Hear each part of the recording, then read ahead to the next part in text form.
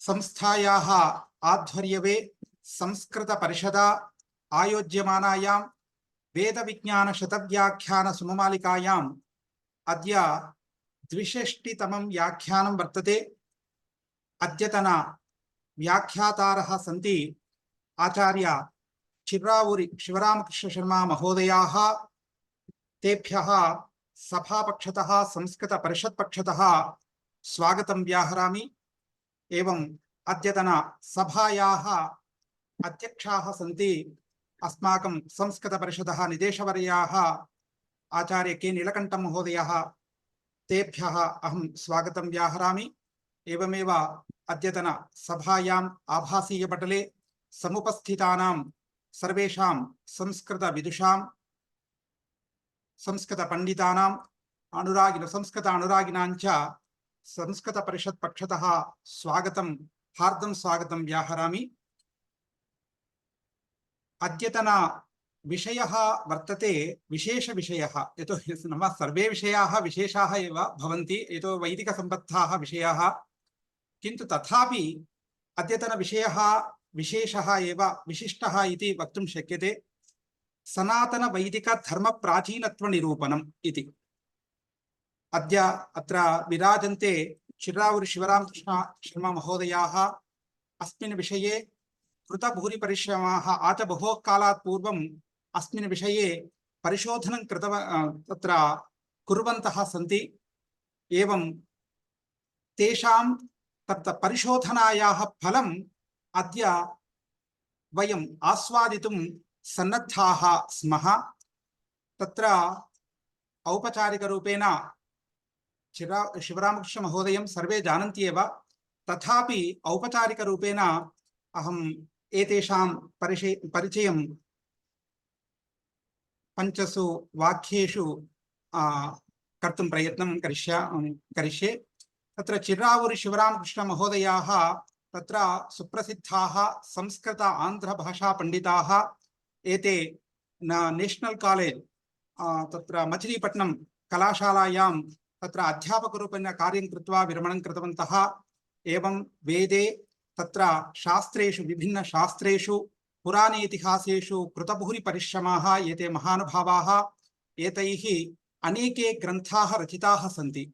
अथर्ववेदसंहिता एवं तत्र टीटीडी द्वारा प्रकाशितः वर्तते अथर्ववेदसंहिता। एवं श्रुतिसौरभं, गायत्री रहस्योपनिषत्, ऋग्वेदानिकी राहुल ग्रहणम् इति, श्रीसूक्त पुरुषसूक्त मंत्रपुष्पाणि, वेदसूक्तानि एवं 15 सूक्तानां संकलनं वर्तते। एवं 4 शास्त्रचर्चलु, वैदिकधर्म सत्यार्थप्रकाशः,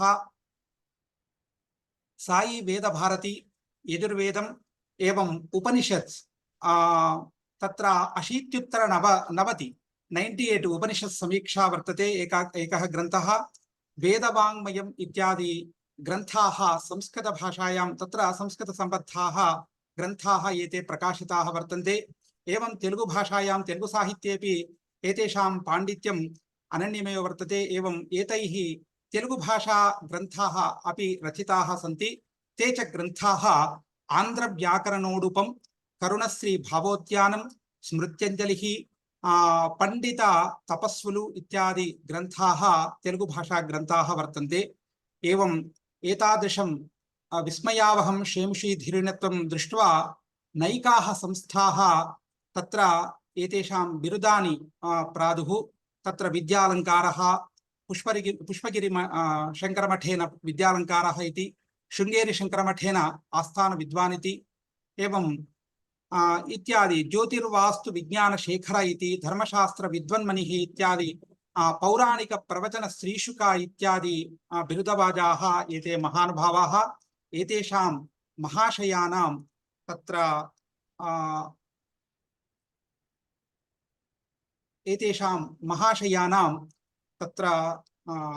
परिश्रम, यतोहि परिशोधनायाः परिश्रम फलम् अद्य तत्र सनातन वैदिक धर्म प्राचीनत्व निरूपण विषये एते अत्यन्तं परिश्रमं कृतवन्तः।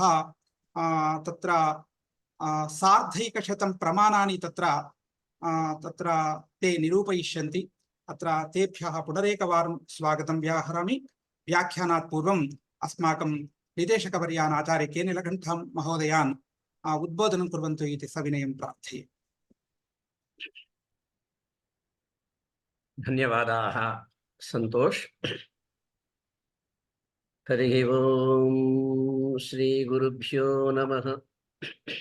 श्रुतिस्मृतिपुराणानाम् आलयं करुणालयं नमामि भगवत्पादशङ्करं लोकशङ्करम्।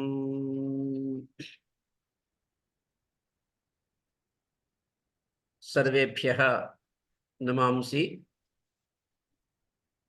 यथा इदानीम् अस्माकं संतोष जोशी वर्येण वेद विज्ञान शतव्याख्यान सुमालिकाम् उद्दिश्य एवञ्च अद्यतन व्याख्यातृ महोदयान् अपि उद्दिश्य परिचयः कृतः वर्तते।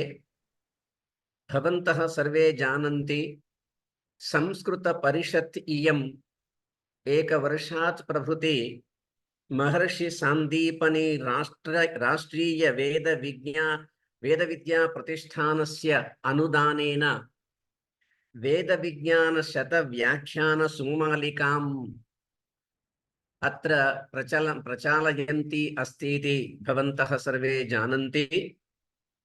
मध्ये संस्कृत परिषत्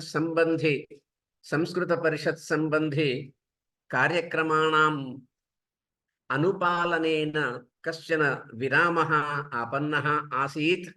पुनः अद्य आरभ्य वेदविज्ञान शतव्याख्यानमालां वयं प्रचालयामः। अद्य अस्मान् उद्बोधयितुम् अत्र सम्प्राप्ताः वर्तन्ते आचार्याः डॉक्टर चिर्रावूरि शिवरामकृष्ण शर्मा महोदयाः। एतेषां परिचयः इदानीम् अस्माकं संतोष कुमारेण कृतः अस्ति। किं वा वदामः एतादृशानां महानुभावानां उद्दिश्य। तत्र सुभाषितं वर्तते किल, एतादृश महानुभावानां सन्दर्शनम् एव महाभाग्यं, तदनन्तरम् एतेषां वाक्यश्रवणं तु ततोपि भाग्यम् इति सुभाषितं वदति। अद्य वैदिक धर्मम् उद्दिश्य अस्मान् उद्बोधयितुम् एते अत्र सिद्धाः वर्तन्ते। वयं सर्वे साधारणतया कांश्चन श्लोकान् जानीमः। वेदस्मृतिः सदाचारः स्वस्य च प्रियमात्मनः एतत् चतुर्विधं प्राहुः साक्षात् धर्मस्य लक्षणम् इति। एवञ्च यः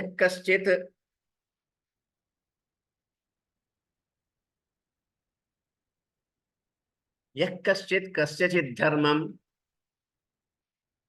मनुना परिकीर्तितः स सर्वोऽभिहितो वेदे सर्वज्ञानमयो हि सः।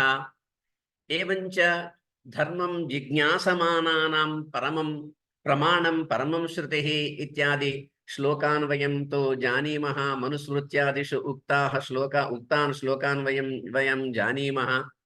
इदानीं वेदविज्ञान शतव्याख्यानमालिकायाम् अस्यां द्विषष्टितमं व्याख्यानं विधास्यन्ति महानुभावाः एते।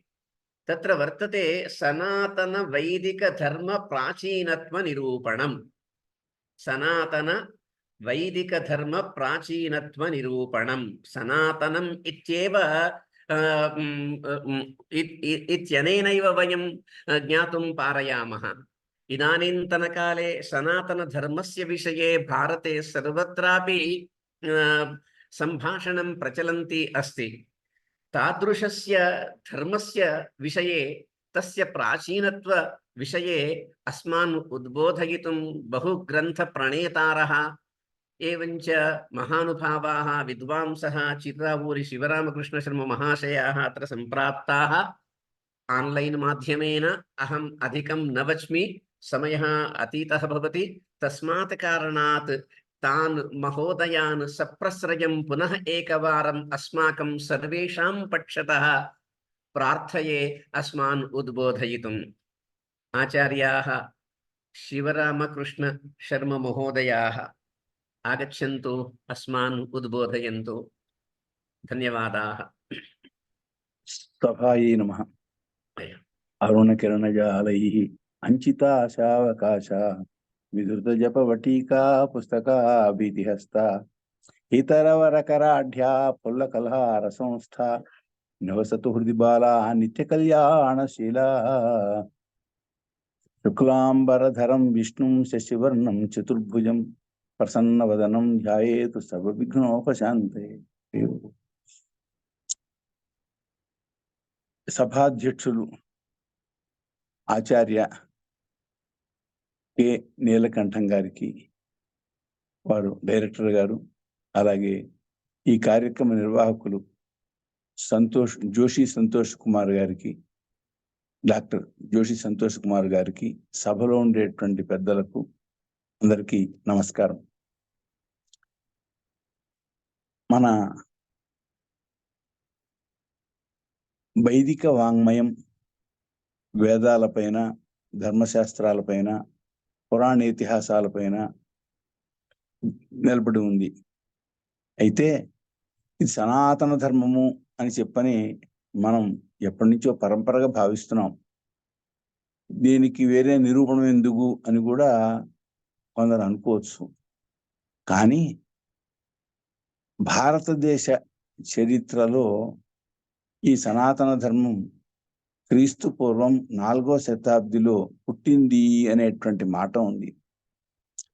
మన దేవాలయాలు 1వ శతాబ్దం నుంచి ఏర్పడ్డాయి అనేటువంటి మాట కూడా ఉంది.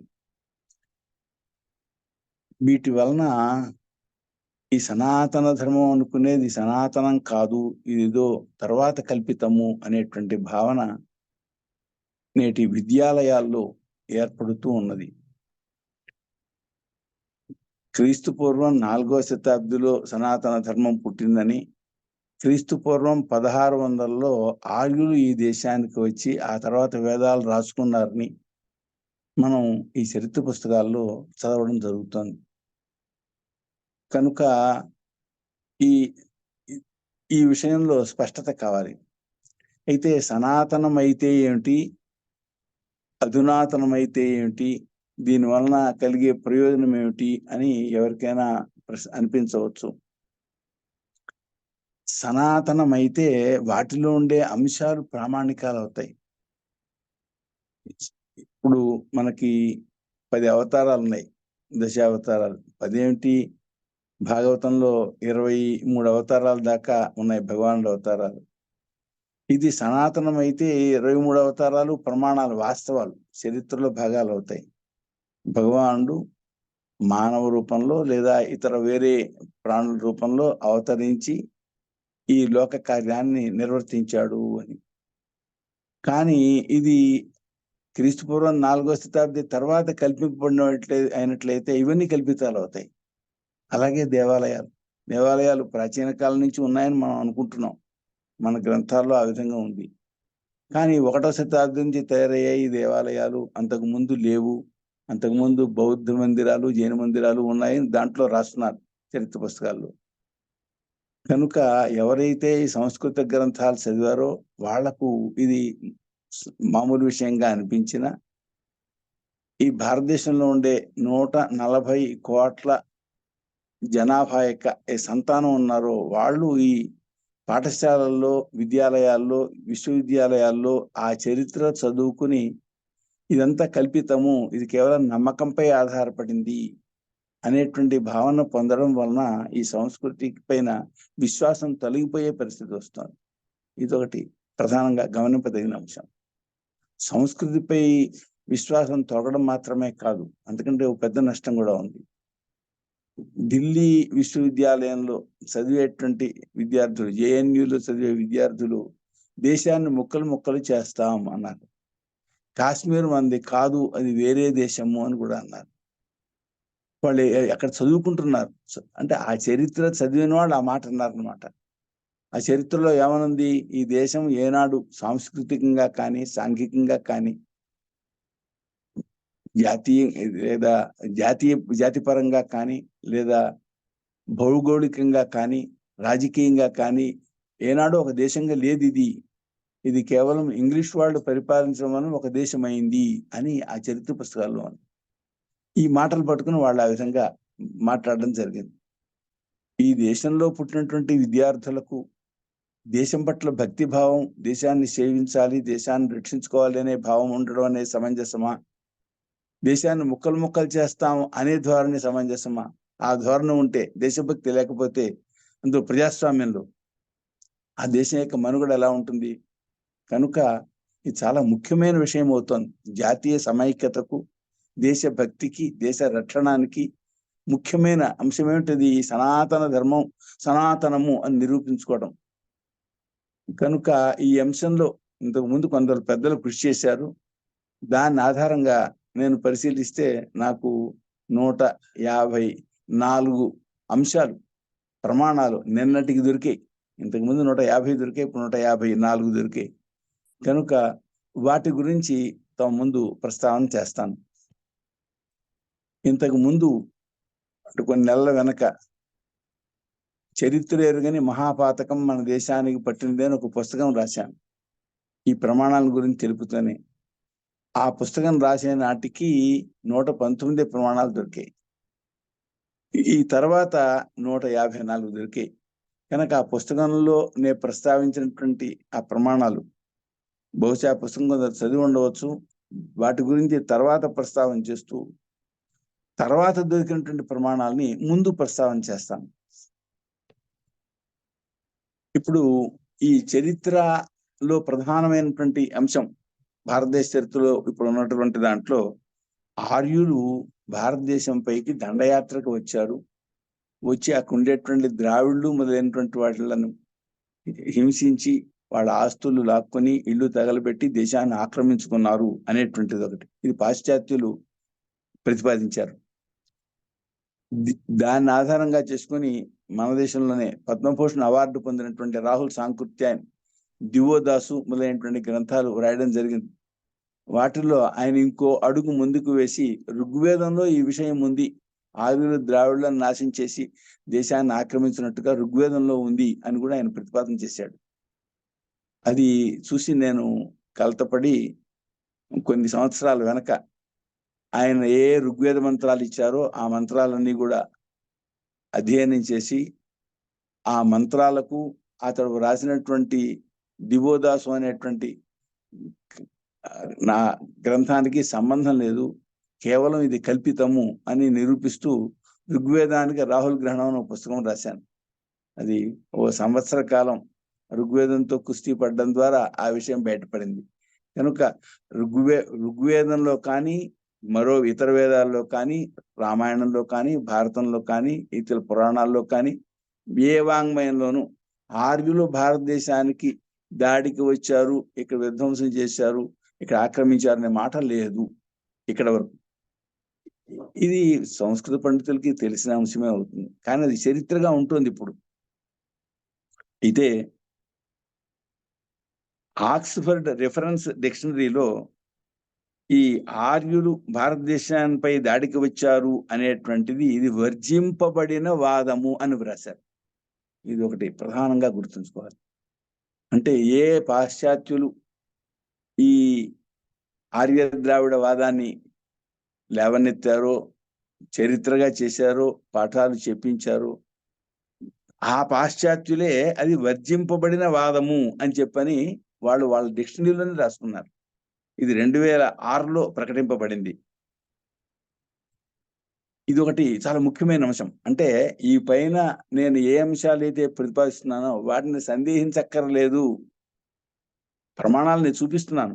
ఏం చూపించినా మన గ్రంథాల్లో ఉండే అంశాలను ప్రమాణంగా చూపిస్తాను. కానీ మన గ్రంథాలను విశ్వసించని వాళ్ళు కూడా నేను ప్రతిపాదించే వాటిని సంశయించక్కర్లేదు. ఎందుకని దీన్ని ప్రతిపాదించిన పాశ్చాత్యులే దాన్ని వర్జించారు కనుక. అదొకటి, ఒక ప్రధానమైన ప్రమాణం. ఇది కాకుండా శ్రీ వసంత షిండే అనేవారు ఆర్యులది ద్రావిడలది ఒకే DNA అని చెప్పి నిరూపించడం జరిగింది. ఇది చాలా గొప్పదైన అంశం. ఒకటే డిఎన్ఏ అయితే వాళ్ళు రావడం ఏమిటి, ఇక్కడ ఆక్రమించడం ఏమిటి, ఇది ఎలా కుదురుతుంది? కుదరదు. కనుక ఇది కూడా ఒక ప్రధానమైన అంశం. ఇది కాక ఎందరో పాశ్చాత్య మేధావులు కూడా ఈ ఆర్యద్రావిడవాదం సరి అయింది కాదు, ఇది ఆధారాలు లేనిది అని చెప్పడం జరిగింది. కనుక మనం ఈ పైన ఏ అంశాలు అయితే ప్రతిపాదించుకుంటున్నామో వాటిని ఏ విధంగానూ సందేహించవలసిన అవసరం లేదు. ఎందుకంటే ఆ ప్రమాణాలని కూడా ప్రమాణంగానే తీసుకోవచ్చు. అయితే మన గ్రంథాలలో కొన్ని వైరుధ్యాలు ఉన్నాయి, వాటిని ఏం చేస్తారు అనే ప్రశ్న మన వాళ్ళకు వస్తుంది, అడుగుతారు. దానికి కూడా సమాధానం చెప్పుకోవాలి. మనకు అపారమైన గ్రంథరాశి ఉంది, కానీ ఇది విదేశీయులు ఈ దేశంపై దండయాత్ర చేసినప్పుడు విశ్వవిద్యాలయాల్లో ఉండే గ్రంథాలని తగలబెట్టారు. వ్యక్తులే ఈ వేదం మొదలైనటువంటి గ్రంథాలని కంఠస్థం చేశారు. కనుక వీటిని నిలవనివ్వకూడదు అనే భావంతో ఆ పండితుల్ని కూడా సంహారం చేయడం జరిగింది. చాలా మందిని చంపారు. దీని మూలంగా చాలా గ్రంథాలు లుప్తమైనాయి. ఆ మిగిలిన వాటిలో కూడా ఇవి ఒకదాంట్లో ఒకటి కలిసిపోయిన పరిస్థితి ఉంది. ఇది కాక ఇవి కొన్ని వేల సంవత్సరాల నుంచి, అయితే మన ప్రాచీన పద్ధతి నుంచి అయితే కొన్ని లక్షల సంవత్సరాల నుంచి, కోట్ల సంవత్సరాల నుంచి వచ్చిన సంస్కృతి. ఎలా వచ్చింది?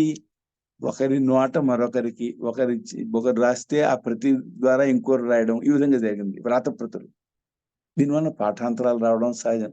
కొందరు కొంచెం చాపల్యం కల వాళ్ళు ఉంటారు, ఇందులో నా పేరు కూడా ఉంటే బాగుంటుంది, నా యొక్క రచన కూడా ఉంటే బాగుంటుంది అని కొందరు చేర్చేవాళ్ళు కూడా ఉంటారు. లేదా అక్షరాలు అర్థం కాకపోవడం వలన వాళ్ళకి ఎలా అర్థం అవుతాయో ఆ విధంగా కొంత మార్చుకు రాయడం ఉంటుంది. దీనివల్ల పాఠాంతరాలు వస్తాయి. పాఠాంతరాలు వస్తే ఎలా దీన్ని పరిష్కరించడం? ఎక్కువ గ్రంథాల్లో ఏ విషయం సమానంగా ఉంటే వాటిని పరిగ్రహించవలసి ఉంటుంది. మొదటి ఇవి ఉన్నవి ప్రమాణాలే అనే విషయం స్పష్టమైతే అప్పుడు ఎక్కువ గ్రంథాల్లో ఏది ఉంటే వాటిని మనం గ్రహించవలసి ఉంటుంది. ఇప్పుడు 2000 సంవత్సరాల వెనక బయలుదేరినటువంటి బైబిల్ ఉన్నది. దానికి ఎన్నో పాఠాలు ఉన్నాయి. ఒక పాఠం కాదు, 2 పాఠాలు కాదు అని చెప్పారు. వి సుబ్రహ్మణ్యం గారు అనేటువంటి వారు రాజమండ్రిలో ఆయన పరిశోధన చేసి చెప్పారు. మరి 2000 సంవత్సరాల వెనక గ్రంథానికే పాఠాంతరాలు అనేకం వస్తే, అనేక రూపాంతరాలు వస్తే, అంతకంటే అతి ప్రాచీనమైనటువంటి ఈ వాంగ్మయంలో ఏవో కొన్ని పాఠాంతరాలు రావడం అనేది ఆశ్చర్యం కాదు, సహజం. కనుక మనం ఈ పైన చెప్పినటువంటి ఈ పాశ్చాత్యులు చెప్పినటువంటి ఈ వసంత షిండే గారు చెప్పినటువంటి అంశాలను మనసులో పెట్టుకుని ఈ పైన మనం మన ప్రమాణాలను చూసినట్లయితే మనకు ఎన్ని ప్రమాణాలు ఉన్నాయో ఆశ్చర్యం కలుగుతుంది. ఎన్నాళ్ళు అంటే పాశ్చాత్యులు కల్పించిన ఈ వాదం పాశ్చాత్యులు వెళ్ళిపోయిన తర్వాత కూడా 75 సంవత్సరాల వరకు కూడా విద్యాలయాల్లో ప్రాథమిక ఈ మాధ్యమిక పాఠశాలల్లో అధ్యయనం చేయబడిందే. ఎందుకు జరిగింది అనేది ఒక ఆశ్చర్యాన్ని కలిగిస్తుంది.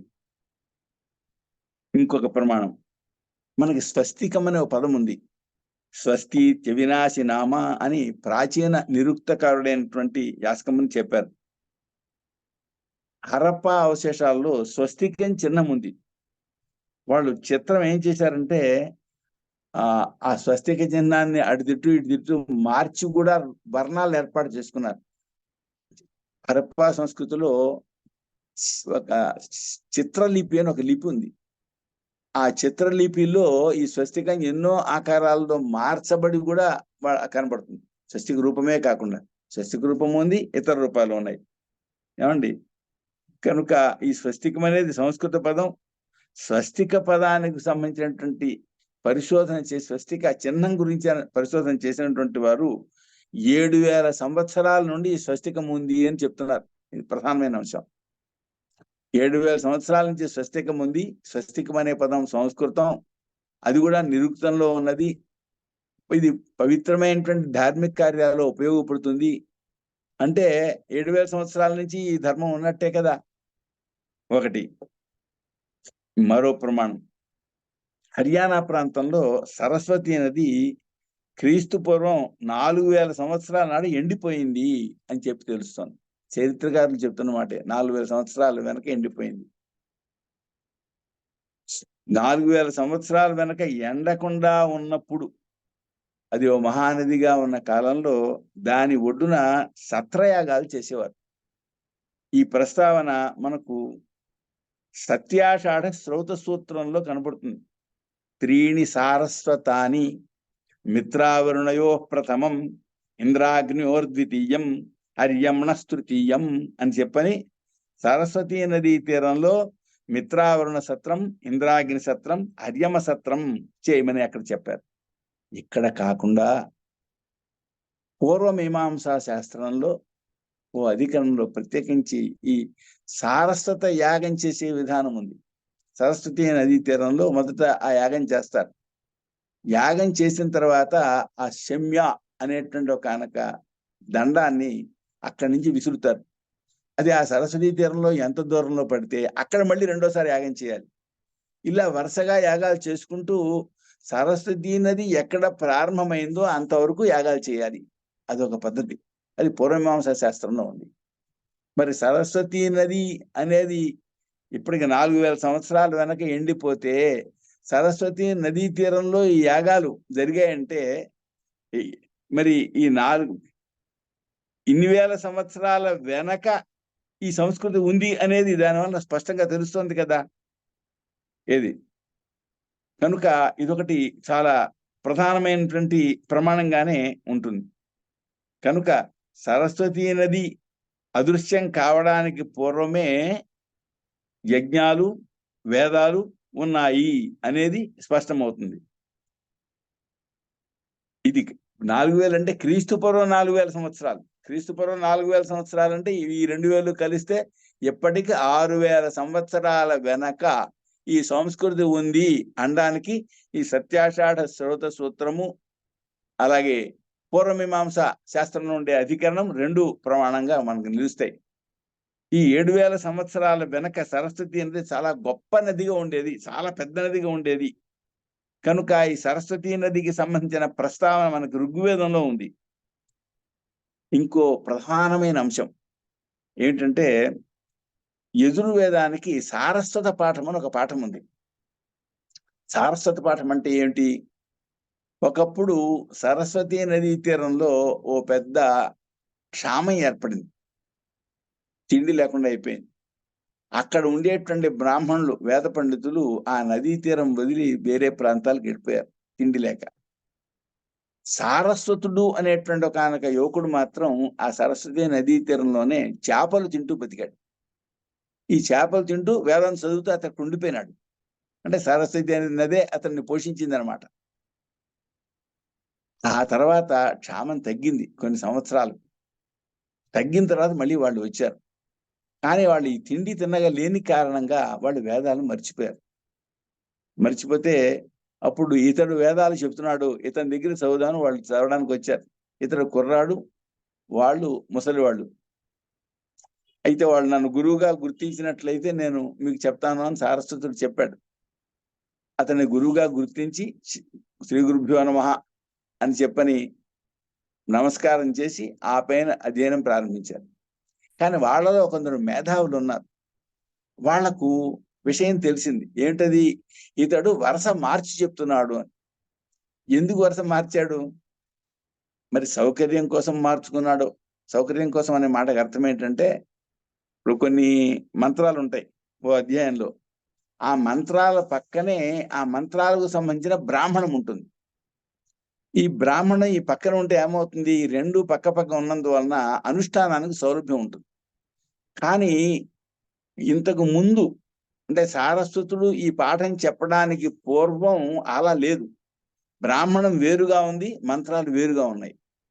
ఈ రకమైన మార్పులు కొన్ని ఇతడు చేయడం జరిగింది. ఇతడు తెలిసి చేశాడా, తెలియక చేశాడా, సౌకర్యం కోసం చేశాడా, మర్చిపోయి చేశాడా, అది తెలియని అంశం. ఈ విషయాన్ని ఆ పండితుల్లో ఒకటి చెప్పాడు. వీడు మార్చాడు వరుస అని. మార్చాడన్నప్పటికీ అతనికి అభిమానం వచ్చింది.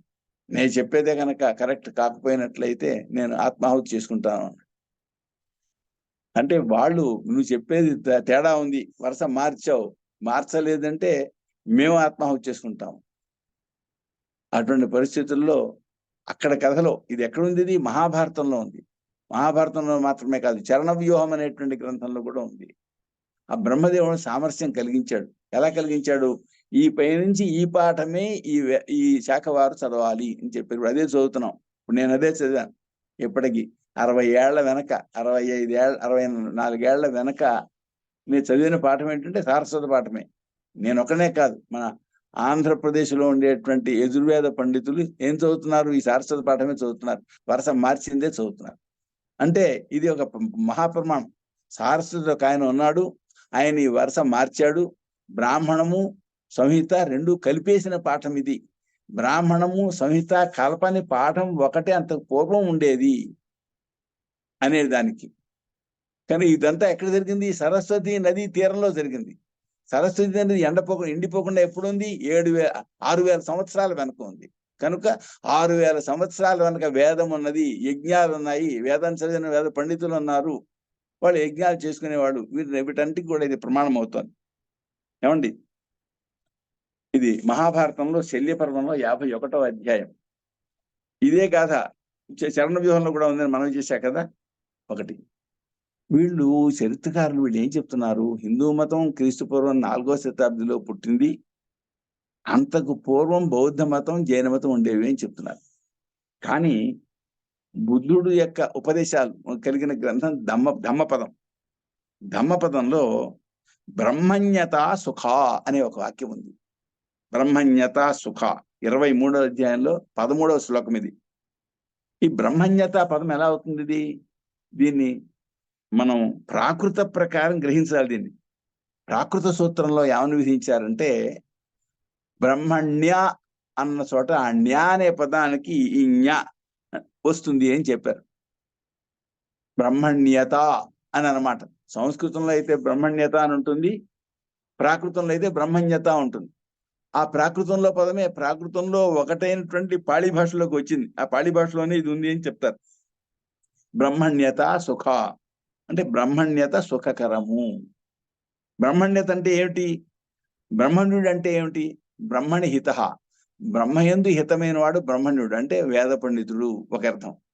బ్రహ్మ అంటే వేదం అర్థం ఉంది కనుక, బ్రహ్మ అంటే పరబ్రహ్మ అర్థం ఉంది కనుక, బ్రహ్మణ్యత అంటే పరబ్రహ్మకు హితమైన వాడు అంటే బ్రహ్మజ్ఞానం అవుతాడు. బ్రహ్మజ్ఞాని సుఖకరుడు. చాలా ఆశ్చర్యకరమైన అంశం ఇది. ఏమిటి దీంట్లో ఆశ్చర్యం? ఈ బౌద్ధ మతం తర్వాత ఈ హిందూ మతం పుట్టినట్లయితే బుద్ధుడు బ్రహ్మణ్యత సుఖాండం ఏంటి?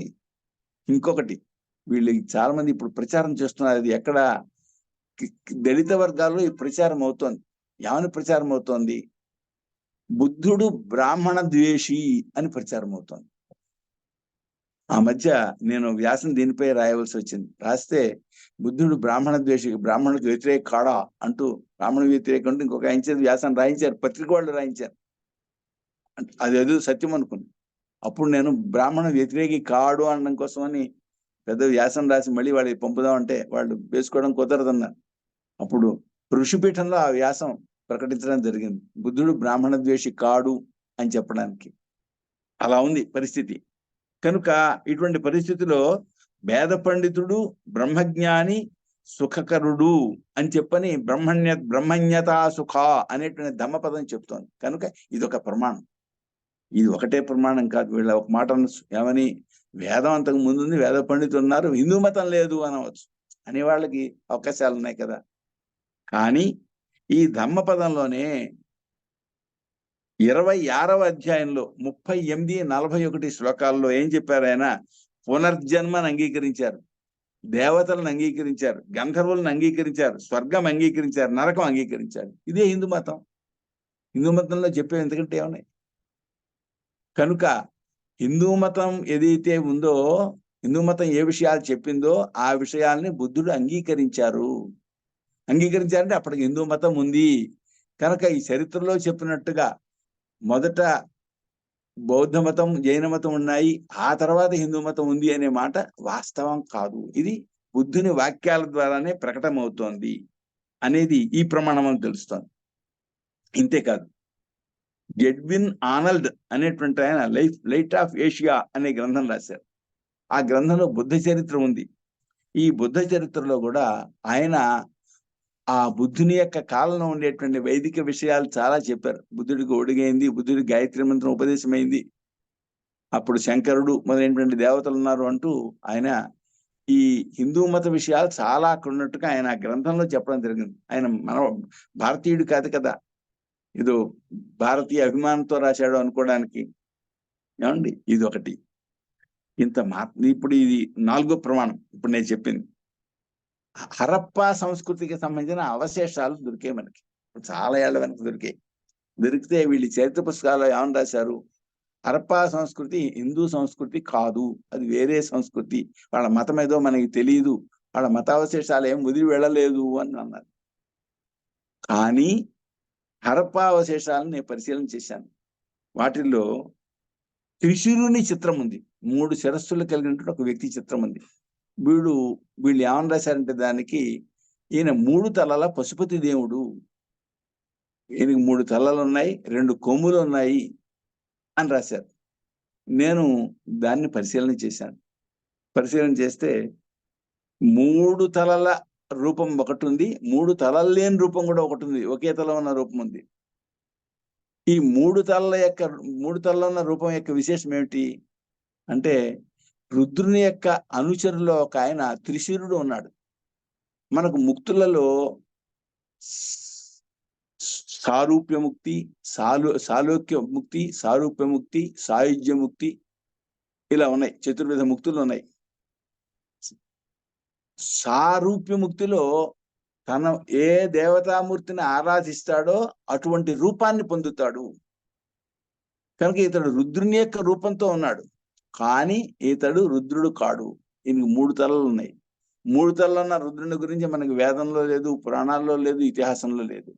మరి ఎవరున్నారు? రుద్రుని యొక్క అనుచరులో ఒకడు ఉన్నాడు.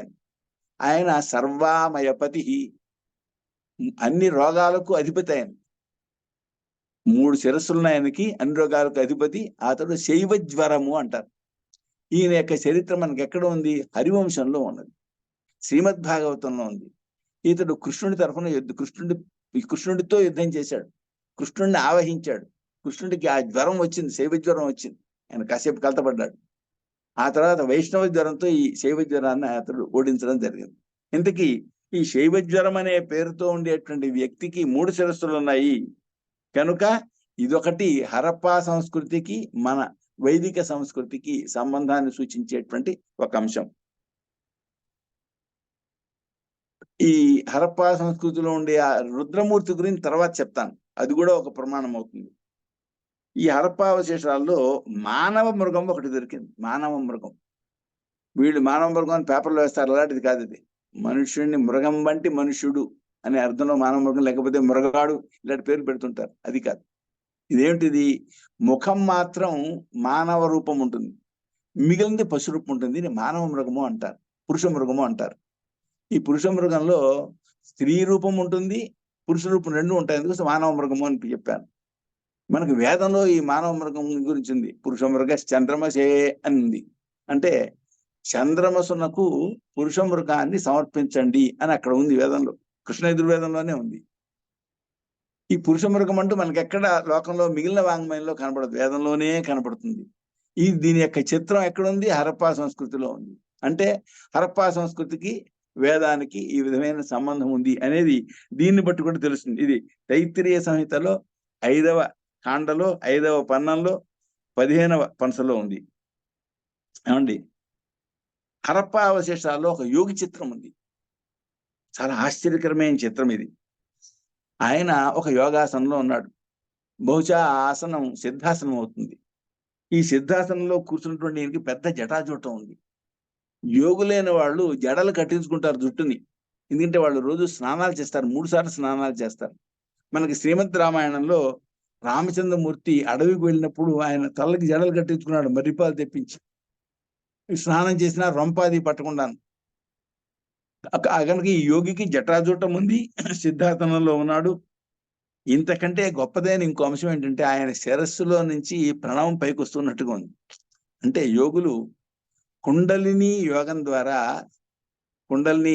యోగం ద్వారా వాళ్ళు సహస్రారానికి వెళ్ళి అక్కడ ప్రణవ ధ్యానం చేస్తూ ఉంటారు.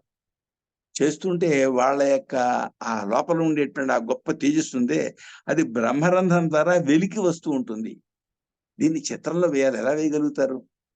ఆ హరప్ప ముద్రికలను తయారు చేసినటువంటి మహామేధావి ఏం చేశాడు, అక్కడ ఒకానొక ప్రణవాన్ని సగం రాశాడు, అర్ధ ప్రణవం వేశాడు. అర్ధ ప్రణవం వేస్తే అర్థం ఏమిటి? లోపల నుంచి ప్రణవం పైకి వస్తోంది అంటే సహస్రారంలో అతడు ప్రణవాన్ని ఉచ్చరిస్తున్నాడు. ఆ ఉచ్చరించే సమయంలో అతనిలోంచి తేజస్సు వచ్చి ఆ తేజస్సు పైకి వెళుతోంది. అందుకని ఆ అర్ధ ప్రణవానికి, అర్ధ ప్రణవం అంటే దానికి తోకలేదు. మనం మామూలుగా ప్రణవం 2 రెక్కలు రాసి వెనక ఒక తోక ఒకటి పెడతాం. ఇప్పుడు ఇక్కడ తోక లేదు, ముందు చుక్క లేదు, కేవలం పడుకున్నట్టుగా ఉండేటువంటి ప్రణవాకారం ఉంది, సగం ఉంది. దానిపైన ఏదో పైకి వెడుతున్నట్టుగా ఉంది. ఏం పెడుతుంది? ఆ తేజో రూపం. అంటే అతడు ప్రణవ ధ్యానం చేస్తున్నాడు, అతడు లోపల నుంచే ఉచ్చరించేటువంటి ప్రణవం పైకి వస్తోంది, ఆ వచ్చే ప్రణవం నుండి కూడా తేజస్సు పైకి ఎడుతోంది అనే రూపం అతను చిత్రం చేశారు. ఈ యోగం ఎక్కడ ఉంది? ఈనాడు యోగం ప్రపంచం అంతా చేస్తున్నారు. యోగానికి మూలం ఎక్కడ? ఉపనిషత్తులలో యోగం ఉంది. 20 యోగోపనిషత్తులు ఉన్నాయి, పతంజలి యోగ సూత్రాలు ఉన్నాయి. మరి అలాగే హఠయోగ ఇది ప్రదీప్ ఉంది, అంతా భారతదేశంలో ఉన్నదే. ఇదే మిగిలిన దేశాలకు తర్వాత వెళ్ళింది. వెళ్ళడానికి కూడా కారణం ఉంది, మన వాళ్ళు ప్రచారం చేశారు మిగిలిన దేశాల్లో కూడా. కనుక ఈ యోగ ముద్రిక ఎప్పటికీ 5000 సంవత్సరాల వెనక ఉన్నది. ఇది ఏం తెలుపుతోంది? యోగం ఉంది, యోగ సాధకులు ఉన్నారు, ఆ యోగ సాధకులు ప్రణవ ధ్యానం కూడా చేసేవారు అని అర్ధ ప్రణవం కూడా సూచిస్తోంది. ఏమండి, ఇది ఒక బలమైనటువంటి ప్రమాణమే. అలాగే ఈ హరప్పావశేషాల్లో 2 పులులతో యుద్ధం చేసే ఒక యువకుడు ఉన్నాడు, ఒక బాలుడు ఉన్నాడు. ఈ పులులతో యుద్ధం చేసే వ్యక్తి ఎవరవుతారు? మన చరిత్రలో శకుంతల కుమారుడు ఉన్నాడు, అతనికి సర్వదమనుడు అని పేరు. అతడు బాల్యంలోనే పులులను, సింహాలను, ఏనుగులను వాటితో క్రీడిస్తూ వాటిని ఓడిస్తూ ఉన్నట్టుగా మనకి మహాభారతంలో శ్లోకాలు ఉన్నాయి. మహాభారతంలో ఆది పర్వంలో 74వ అధ్యాయంలో ఈ శ్లోకాలు ఉన్నాయి. సర్వదమనుడు అనే బిరుదం కూడా వచ్చింది అతనికి. అయితే తర్వాత చాలా ప్రసిద్ధుడయ్యాడు, వంశకర్త అయ్యాడు ఆ భరతుడు. కనుక అటువంటి ఆ పులులతో యుద్ధం చేసేటువంటి యువకుని యొక్క చిత్రం ఎక్కడ ఉంది, బాలుని చిత్రం ఎక్కడ ఉంది? పులులతో బాలుడు యుద్ధం చేయడం మరెక్కడ సంభవం కాదు, సామాన్యులు చేయలేరు. ఎందుకంటే పులి పెద్దవాళ్ళను కూడా అవలీలుగా సంహరిస్తుంది. కానీ ఇతడు ఈ పక్కో పులి ఈ పక్కో పులి నిలబడితే మధ్యలో నిలబడి తలో చేత్తో వాటితో యుద్ధం చేస్తున్నాడు, ఆడుతున్నాడు. ఏమండి, కనుక ఇది కూడా ఒక బలమైనటువంటి ప్రమాణం, భారతంతో సంబంధం కలిగినటువంటి ప్రమాణం ఇది. తర్వాత మనకు విష్ణుమూర్తి ఊర్ధ్వ త్రిపుండం ధరిస్తారు అని మనకు తెలుసు. అందుకే వైష్ణవులు ఆ త్రిపుండ్ర చిహ్నాన్ని రాస్తుంటారు చాలా చోట్ల, ఈ దేవాలయాల దగ్గర అక్కడ ఇక్కడ. ఎందుకంటే విష్ణుమూర్తి గుర్తుకొస్తాడు కనుక. ఆ ఊర్ధ్వ త్రిపుండ్రము హరప్పా సంస్కృతిలో ఉన్నది. అంటే అప్పటి నుంచి ఎప్పటి వరకు ఊర్ధ్వ త్రిపుండం వస్తోంది. వాళ్ళు ఈ స్వస్తికం, ఈ ఊర్ధ్వ త్రిపుండం, ఈ మొదలైన వాటి ద్వారా వాళ్ళు లిపిని కూడా తయారు చేశారు. లిపుల్లో కూడా వీటిని ఉపయోగించారు. లిపి రాయాలి అంటే చిత్రలిపి ఎలా తయారు చేస్తారు కొత్తగా? అంటే లోకంలో ప్రసిద్ధంగా ఏమున్నాయో వాటిని తీసుకుని లిపిగా చేసుకున్నారు. అది ఆ సంస్కృతిలో జరిగినటువంటి పని. ఈ ఊర్ధ్వ త్రిపుండ్ర ధారణం మనకు ధర్మ ప్రవృత్తిలో రాశారు. త్రిపుండ్రం స్వరవిప్రాణం అని చెప్పని దేవతలు ధరిస్తారు, విప్పులు కూడా ధరిస్తారు అని రాశారు. హరప్పా సంస్కృతిలో ద్విజావతారం ఉంది. శివునికి ఉండే అవతారాల్లో ద్విజావతారం ఒకటి. దీన్ని మనకు శివపురాణంలో రాశారు.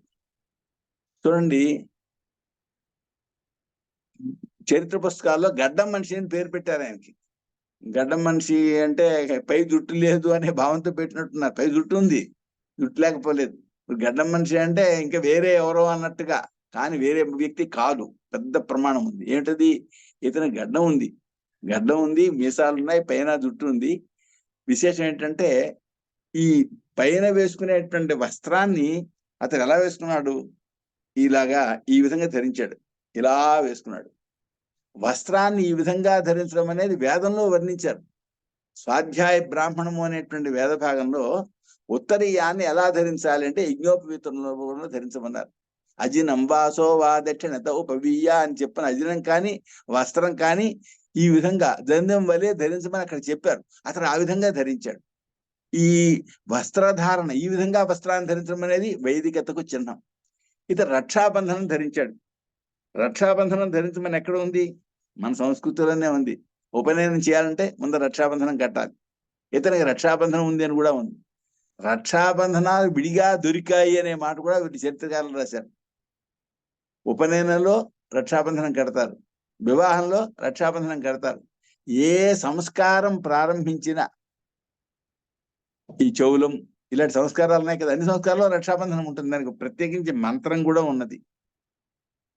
కనుక ఈ రక్షాబంధన ధారణ అనేది ఇది కూడా వైదిక సంస్కృతినే సూచిస్తోంది. ఏమండి? అలాగే ఇప్పుడు ఈ ద్విజావతార ఇక్కడ గమ్మత్తిది. శివునకు శివసహస్రనామాలు చూడండి, ద్విజేశ్వర అనుంది. ద్విజేశ్వర, ఆ ద్విజేశ్వరావతారం శివపురాణంలో ఉంది. కనుక ఇక్కడ ద్విజావతారం యొక్క రూపం ఒకటి ఉంది. ఇది శివుని యొక్క అవతారము అని గుర్తించడం అవసరం. ఎందుకు అవసరం అంటే శివుని రూపం ఇక్కడ ఉంది కనుక. రుద్రరూపం ఉంది ఇక్కడ. ఏ రుద్రరూపం ఉంది? వేదంలో వర్ణించిన రుద్రరూపం ఉంది. ఆ విషయాన్ని మళ్ళీ చెప్తాను. ఏమండి? హరప్పా నాగరికతలో ఇటుకలను కాల్చి వాటితో భవనాలను కట్టేవాడు. ఇది ప్రసిద్ధమైన అంశమే. అయితే వైదిక సంస్కృతిలో ఇటుకలను కాల్చి వాటితో యజ్ఞకుండాలను తయారు చేస్తారు. యజ్ఞకుండాలు కొలతలు ఉన్నాయి. శేనచితం చిన్వీత, శేనాకారంలో చితం తయారు చేయాలి. శేనాకారంలో తయారు చేయాలంటే ఎలా కుదురుతుంది అంటే రకరకాల ఆకృతులలో ఇటుకలను తయారు చేసి ఆ ఆకృతుల ద్వారా అక్కడ యజ్ఞకుండానికి ఆ అగ్ని పెట్టేటువంటి స్థానానికి కింద ఆ శేనాకారం వచ్చేలా చేయాలి. ఇలాగా చాలా రకాలైనటువంటి చితుల యొక్క తయారీ ఉంది, నిర్మాణం ఉంది. అది ఇటుకలతో తయారవుతుంది, కాల్చిన ఇటుకలతోనే తయారవుతుంది. ఇది హరప్పా సంస్కృతిలో ఉన్నది. అంతేకాదండి, హరప్పా సంస్కృతిలో స్నానవాటిక ఒకటి ఉంది. స్నానవాటికలు ఎవరి కోసం? స్నానాలు చేయడం మనకు విధి. ఉదయకాలం స్నానం చేయడం ప్రత్యేకించి దానికి మంత్రాలు ఉన్నాయి. ప్రత్యేకించి ఈ కార్తీక మాసం మొదలైనటువంటి మాసాల్లో స్త్రీలు కూడా స్నానాలు చేస్తారు. సూర్యోదయానికి పూర్వమే చేస్తారు. గమ్మత్తు ఏమంటే మన చరిత్ర రాసినటువంటి వాళ్లకు, ఇంగ్లీష్ వాళ్ళకు మన సంస్కృతి తెలియదు. ఇంగ్లీష్ వాళ్ళ తర్వాత చరిత్ర పుస్తకాలు రాసినటువంటి డిడి కోశాంబి మొదలైన వాళ్ళకు కూడా ఈ సంస్కృతి తెలియకపోవడం కానీ, ఈ సంస్కృతి పట్ల వ్యతిరేకత ఉండడం కానీ జరిగి ఉండాలి. ఎందుకంటే ఈ స్నానవాటికి పక్కన ఒక గది ఉంది. ఈ గది గురించి ఆయన రాస్తాడు. ఏం లేదు, రాజులు వనదేవతలతో కొలకడం కోసం ఈ గదులు కట్టించాడు అంటాడు. ఇది చాలా ఘోరమైన ఆలోచన. రాజుకి వనదేవతలతో కొలవడం, వనదేవత అంటే వనంలో ఉండే స్త్రీలతోటి, వనంలో ఉండే స్త్రీలతో కోసం కొలకడం కోసం అక్కడ గది కట్టించుకోవడం ఎందుకు? భవనమే కట్టించుకోవచ్చు కదా. రాజు తలుచుకుంటే దేనికి ఎదురు చెప్పండి, ఆ అడవిలోనే భవనం కట్టించుకోవచ్చు. నదీ తీరంలో కట్టాలి, ఇక్కడ స్నానవాటికి దగ్గర కట్టాల్సిన అవసరం ఏంటి? ఇప్పటికి కూడా కార్తీక మాసం, మాఘమాసం మొదలైన మాసాల్లో నదీ తీరాల్లో అక్కడ అంతకుముందు గదులు లేని చోట తడకలతోటి గదులు కట్టించి అట్టే పెడతారు స్త్రీలు వస్త్రాలు మార్చుకోవడం కోసం. ఈ సంస్కృతి తెలియకపోవడమో వ్యతిరేకతో ఏదో కారణం వాళ్ళు అలా వ్యతిరేకంగా రాశారు. కానీ వాస్తవం అది కాదు. స్నానాలు గదులు, స్నాన వాటికలు ఉన్నాయి, స్నానాలు పక్క గదులు ఉన్నాయి. అది స్నాన వాటికలు ప్రత్యేకించి ఎందుకు ఉన్నాయి అంటే ధర్మశాస్త్రంలో రాశారు. నిలవగా ఉండేటువంటి ఈ నూతి నీళ్లు కంటే ఈ సరోవర స్నానం శ్రేష్టము. దానికోసం స్నానవాటికలు కట్టుకున్నారు. కనుక అంతేకాదు, ఈ హరప్పా సంస్కృతిలో ప్రతి ఇంటికి నూతులు ఉన్నాయి. మనకి వేదంలో నూతులు ఉన్నాయి. ఋగ్వేదంలో నుయ్యి ఉంది, యజుర్వేదంలో కూడా నూతులు ఉన్నాయి. కనుక ఈ నూతులు ఉండేటువంటి సంస్కృతి వేదంలో ఉంది, హరప్పా సంస్కృతిలో ఉంది. ఇది కూడా ప్రమాణమే. భూమిష్ట ముద్రిత పుణ్యం. మనం నీళ్లు తీసుకుని బకెట్లో పోసుకుని నీళ్లు పోస్తున్నాం అనుకోండి, అది శ్రేష్టం కాదు. దానికంటే నేలపై ఉండే నీరు పవిత్రము. తతః ప్రస్రవణోదకం. అంతకంటే కూడా కాలువ నీరు, ప్రవహించేటువంటి నీరు పవిత్రం. తతోపి సారసం పుణ్యం. అంతకంటే కూడా ఓ పెద్ద సరోవరం, ఆ సరోవర స్నానం పవిత్రం. దానికి మంత్రాలు ఉన్నాయి స్నానాలు చేయడానికి. ప్రత్యేకించి నీళ్లలో, కంఠంలోతు నీళ్లలో కూర్చుని ఈ మంత్ర జపం చేస్తే విశేష ఫలం వస్తుందని మంత్రశాస్త్రంలో వాక్యాలు ఉన్నాయి. కనుక నదీ స్నానం, ఈ సరోవర స్నానం ఇలాంటివి మనకు ప్రత్యేకించి విహితాలు. మన వాళ్ళు ఆచరణలో పెట్టుకున్నటువంటివి. అవి ఎక్కడున్నాయి? ఈ హరప్పా సంస్కృతిలో ఉన్నాయి. అదొక ప్రధానమైన ప్రమాణం. అంతేకాదు, ఈ హరప్పా సంస్కృతిలో బార్లీ, గోధుమలు వాడేవాళ్ళు. ప్రధానాహారం బార్లీ, గోధుమలు కూడా వాడుతుండేవారు. లోథాల్లో వరి కూడా వాడారట తర్వాత. అయితే యజ్ఞాల్లో బార్లీ, యవ అనే పదానికి బార్లీ పర్యాయ పదం నిఘంటువుల్లో రాస్తున్నారు. అయితే కొందరు ఈ తోక కలిగినటువంటి యవలే యవధాన్యము అంటారు.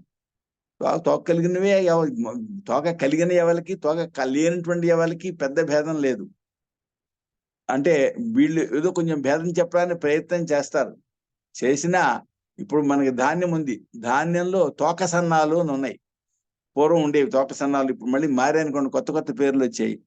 వాటికి తోక ఉండేది, తోక లేని ధాన్యము ఉండేవి. బట్ రెండు ధాన్యాలుగానే వ్యవహరించారు. కనుక తోక కలిగిన ఎవలైనా తోక లేని ఎవలైనా వాటిని ఎవలనే చెప్పాలి. ఈ ఎవలైనట్లయితే ఆ ఎవలు ఎక్కడికి ప్రధాన ఆహారం? హరప్పా సంస్కృతిలో ఉండే జనానికి ప్రధాన ఆహారం. యజ్ఞాల్లో ప్రధానంగా వినియోగించేది ఏమిటి? ఎవలను ఉపయోగిస్తారు. ఎవలు కుదరకపోతే గోధుమలైనా ఉపయోగిస్తారు. గోధుమలు కూడా దొరకకపోతే వరైనా ఉపయోగిస్తారు.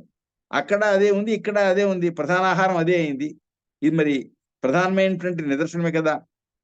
ఆహమనీయాగ్ని చైన ప్రకరణంలో తిలమాష వ్రీహి యవాహ సప్త గ్రామ్యా ఓషధయ అని చెప్పని యవలు, వ్రీహులు కూడా పేర్కొన్నారు. అలాగే గోధుమలు కూడా పేర్కొన్నారు.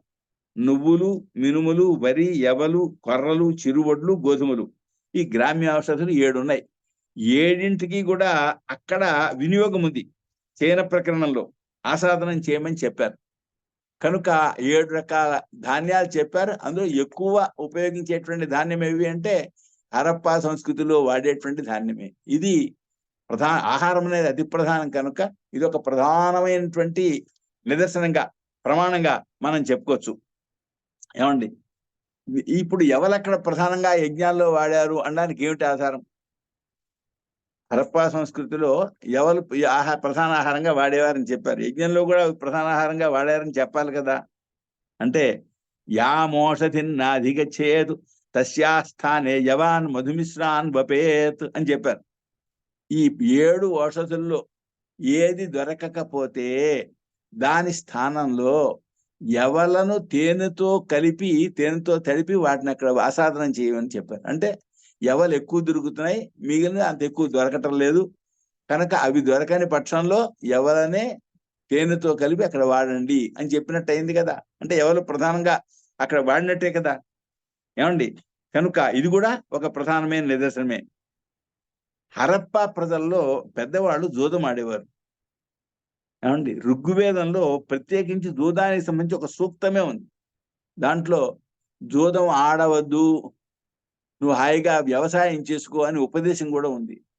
జూదం ఆడుతుంటేనే కదా ఆడవద్దు అనేటువంటి నిషేధం చెప్పడం. కనుక హరప్పా సంస్కృతిలో ఉండేటువంటి జూదము, ఋగ్వేదంలో ఉండేది జూదము, రెండింటిలో ఉంది. కనుక దశమ మండలంలో 34 సూక్తంలో ఉంది ఈ జ్యోత సూక్తం 34.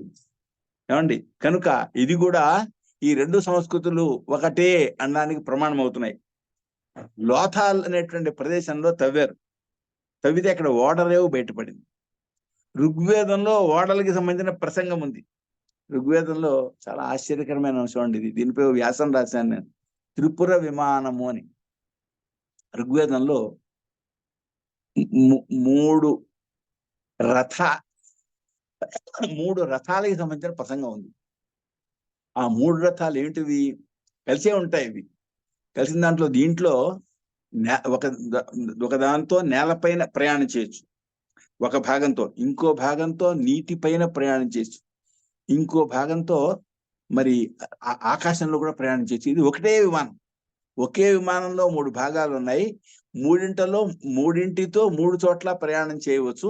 అటువంటి రథాన్ని గురించి మనకి ఎక్కడుంది? ఋగ్వేదంలో ఉంది. ఇది మొట్టమొదటి చూసినప్పుడు ఏవో రథం అన్నారు అని చెప్పి అనుకున్నాను. కానీ వైమానిక శాస్త్రం అని మనకు ఒక గ్రంథం ఉంది. అసలు ఆ గ్రంథం పేరు యంత్ర సర్వస్వం. యంత్ర సర్వస్వంలో ఒక భాగం వైమానిక శాస్త్రం. నేను ఆ వైమానిక శాస్త్రం పరిచయం చేశాను ఓ విశ్వవిద్యాలయంలో. చాలా ఆశ్చర్యం. ఏమిటి ఆశ్చర్యం? దాంట్లో ఈ త్రిపుర విమానం ఉంది. ఇక్కడ 3 రథాలు అని ఋగ్వేదంలో ఏది పేర్కొన్నారో అదే లక్షణాలతో త్రిపుర విమానం తయారు చేసే పద్ధతి, దానికి వాడే లోహం, వాడిని దాన్ని ఏ విధంగా వినియోగించాలి, ఈ మొదలైన వివరాలన్నీ అక్కడ ఉన్నాయి. కనుక అదే విషయంతో త్రిపుర విమానం అనే పేరుతో నేను ఓ వ్యాసం కూడా రాయడం జరిగింది ఆ విశ్వవిద్యాలయంలో, వాళ్ళ పత్రిక అన్నమాట. కనుక కనుక ఓడల యొక్క ప్రసంగం వేదంలో ఉంది. లోథాల్లో ఓడలకు సంబంధించినటువంటి రేవు దొరికింది, ఓడలకు సంబంధించిన వస్తువులు కూడా దొరికాయి ఆ హరప్పా సంస్కృతిలో. అక్కడే కాదండి, ఓడలకు సంబంధించిన లంగరు వేస్తారే, ఆ లంగర్కి సంబంధించిన వస్తువులు మనకి ద్వారకలో కూడా దొరికాయి. సరే, అది ఇంకో ప్రమాణం, తర్వాత చెప్తాను. హరప్పా సంస్కృతిలో వాణిజ్యం చాలా ఉంది. కనుక వాణిజ్యానికి సంబంధించిన కొలతలు, తూనికలు, త్రాసులు, తూకపురాళ్ళు ఇవన్నీ కూడా వినియోగాలు ఉన్నాయి. ఇవి చరిత్రకారులు రాశారు, ఇవి ఉంది అని చెప్పాను. అథర్వవేదంలో వాణిజ్య సూక్తమే ఉందండి ప్రత్యేకించి వాణిజ్యానికి సంబంధించి. ఏమండి, హరప్పా నాగరికత సింధు లోయలో నివసించే ప్రజలది అని చరిత్రకారులు చెప్తున్నారు. అసలు సింధు పదం ఎక్కడిది? సింధు పదం వేదంలోదే. సప్త సింధవ, సింధు పదం అక్కడ ఉంది. మనకి సింధు పదం ఉంది, నదులు నదములు రెండు ఉన్నాయి. తూర్పు వైపు ప్రవహించేటువంటి ప్రవాహాలని వాటిని నదులు అని పిలుస్తున్నారు. పడమర వైపు ప్రవహించే వాడిని నదాలు అంటున్నారు. రెండు సింధు పదంతే చెప్పడతాయి. ప్రత్యేకించి ఈ సింధు దేశము అని ఒక దేశం పేరుండేది. ఆ సింధు దేశాన్ని పాలించిన వాడే సైంధవుడు. ఇంతేకాదు, సింధు పదం సముద్రానికి కూడా ఉంది పర్యాయంగా. కనుక వాళ్ళు సింధు నాగరికత అని ఏదంటున్నారో ఆ సింధు పదం ఇక్కడ బాగా విస్తరించి ఉంది వైదిక సంస్కృతిలో. ఇది ప్రధానంగా గుర్తింపదగిన అంశం. తైత్తిరీయ సంహితలో ఉంది సింధు పదం, ఋగ్వేదంలో ఉంది. ఏమండి, హరప్పా నాగరికతలో ఆరాధనా మందిరాలలో హోమగుండాలు దొరికాయి. ఏంటండి, అది వేరే మతం, వేరే సంస్కృతి, మనది కాదు అని చెప్పడం ఏంటండి? వేదాల్లో యజుర్వేదం మొత్తం యజ్ఞ ప్రక్రియతోనే ఉంది. ప్రారంభంలో ఓం విషేత్వోర్జేత్వ వాయవస్థో పాయవస్థాన్ని ప్రారంభించి చివర సముద్రో బంధు వరకు ఉన్నది ఏంటంటే యజ్ఞాలే, రకరకాల యజ్ఞాలు, ఇష్టులు. కనుక యజ్ఞము అంటే వేదానికి సంబంధించిందే, మరొకటి చెప్పడానికి వీల్లేదు. మరి అక్కడ హోమగుండాలు ఉన్నాయి, అది వైదిక సంస్కృతి కాకుండా ఎలా ఉంటుంది చెప్పండి? ఏమండి, ఈ హరప్పా సంస్కృతిలో దొరికినటువంటి ముద్రికలలో త్రిశూలం ఉందండి. త్రిశూలం పరమేశ్వరుడు ఆయుధం కదా, ప్రధానమైంది. ఏమండి, హరప్పా సంస్కృతిలో చెట్లు చిత్రింపబడ్డాయి. చెట్లు ఏమైనా చిత్రించవచ్చు కదా, అలా కాదు. హరప్పా సంస్కృతిలో రుద్రుడు ఉన్నాడు, రుద్రుడిని చెప్పే ప్రణవం ఉంటుంది, తర్వాత చెప్తాను. ఇప్పుడు కొత్తగా దొరికిన ఆధారాలే చెప్తున్నాను. అయితే పరమేశ్వరుని తెలిపేటువంటి సహస్రనామావళిలో ఏముంది? వృక్ష అని. వృక్ష అనే ఆయన పర్యాయం అండి, అంటే వృక్షస్వరూపుడు ఆయన. స్థావరాణాంపతి, ఇది ఇంకో నామం. మీ దగ్గర చాలా దగ్గర శివసహస్రం ఉంటుంది. శివసహస్రంలో 110వ శ్లోకంలో వృక్ష అనే నామం ఉంటుంది. 152వ శ్లోకంలో స్థావరాణాంపతి అనేటువంటి మరింకో నామం ఉంది. వేదంలోనే ఉందండి, అది ఇంకో ప్రమాణం, వేరే చెప్తాను. ఏమండి, అలాగే గంగడోలు లేని గోవును గవయ మృగము అని అంటారు. ఏమండి, గవయ మృగం. అయితే మనకు హరప్పా సంస్కృతిలో ఈ గవయ మృగం ఉందండి. అది కృష్ణయజుర్వేదం గవయ మృగాన్ని పేర్కొంది. హరప్పా సంస్కృతిలో గవయ మృగం యొక్క చిత్రం ఉంది. ఇప్పుడు హరప్పా సంస్కృతిలో దొరికినటువంటి పట్టణాల్లో, అంటే హరప్పా సంస్కృతి దొరికిన పట్టణాల్లో కాళీబంగన్ ఒకటి. ఇది ప్రాచీన పట్టణం. దీంట్లో కాళీ పదం ఏంటి? సంస్కృత పదమేనండి. కాళీ కరాళి, అగ్నిదేవుడి యొక్క జెఫ ఒకటి కాళీ అని పేరు. మరి పార్వతీదేవి యొక్క ఒక అవతారానికి కాళీ అని పేరు. కానీ కాళీ పదం సంస్కృతమే, ఆ పదాలు సంస్కృతమే, అక్కడ వస్తువులు సంస్కృతికి సంబంధించినవే. ఇంకొకటి చాలా ఆశ్చర్యకరమైంది,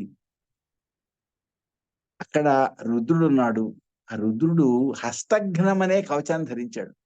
హస్తఘ్నం అంటే ఏమిటి? ఇక్కడి నుంచి ఇక్కడ వరకు చేతులకు ఉండే కవచం అండి. చేతులకు కవచాలు పెట్టుకోవడం మామూలే కదా, అది ప్రత్యేకించి హరప్పా సంస్కృతి లేదా వేదమని ఎందుకు చెప్తారు అని మీరు ప్రశ్నించవచ్చు. చేతులకి మనకు సినిమాల్లో కవచాలు ధరిస్తుంటారు, ఇక్కడి నుంచి ఇక్కడ వరకు ఒకటి, ఇక్కడి నుంచి ఇక్కడ వరకు ఒకటి ధరిస్తారు. అలాంటిది కాదు ఇది. ఇది చేతికి ఇలా ఇలా ఇలా ఇలాగా ఓ పాము చుట్టినట్టుగా చుట్టుకున్నటువంటి కవచం ఇది. ఇది హస్తఘ్నం. హస్తఘ్నో విశ్వ వైనాని విద్వాన్ అని వేదం పేర్కొంది. అది నేను వేద భాషను చెప్పేటప్పుడు దాన్ని చూసి ప్రత్యేకించి దానిపై వ్యాసం రాశాను. హస్తఘ్నం అనే కవచం బయట ప్రపంచంలో మనకు కనబడదు, కానీ వేదంలో ఉన్నది. వేదంలో ఉన్నది హరప్పా సంస్కృతిలో శివుడు ఆ హస్తఘ్నం అనే కవచాన్ని తొడుక్కున్నాడు. ఏమిటి హస్తఘ్నం యొక్క విశేషం అంటే, ఈ చేతులకి ఈ విధంగా వాటిని చుట్టుకోవడం వలన బాణాన్ని ఇలా లాగే సమయంలో ఆ చేతికి నారితాడు తాగడం వలన కలిగేటువంటి ఒత్తిడి తగలకుండా ఉంటుంది. ఆ కవచమే చేతికి తాగుతుంది తప్ప ఈ నారితాడు యొక్క ఒరపడి చేతికి తగలదు. ఇది హస్తఘ్నం. ఈ రెండు చేతులతో బాణాలు వేసేవాళ్ళు రెండు చేతులకి ఉండాలి. శివుడు మహాయోధుడు, అర్జునుడితో యుద్ధం చేశాడు కదా ఆయన. అర్జునుడితో అండి త్రిపురాసుర సంహారం చేశాడు, చాలా చాలా చేశాడు ఆయన. కనుక ఈ హస్తఘ్నం అనే కవచాన్ని రుద్రుడు తొడుక్కున్నాడు. హస్తఘ్నం అనే కవచాన్ని వేదం పేర్కొంది. ఇది హరప్పా సంస్కృతికి వేదానికి ఉండేటువంటి దగ్గర సంబంధము అని తెలుస్తుంది. ఇంకెక్కడా కనబడవు ఇవి. ఇప్పుడు నేను చెప్పి మానవ మృగం, ఈ హస్తఘ్నం ఇవి బయట ప్రపంచంలో కనబడవు, మామూలు వాంగ్మయంలో, వేదంలో మాత్రమే ఉంది. ఏమండి, హరప్పా చిత్రాల్లో, హరప్పా ముద్రికల్లో పవిత్రం ఉందండి. ఇది చాలా ముఖ్యమైన అంశం. చూడండి, దీన్ని పవిత్రము అంటాం.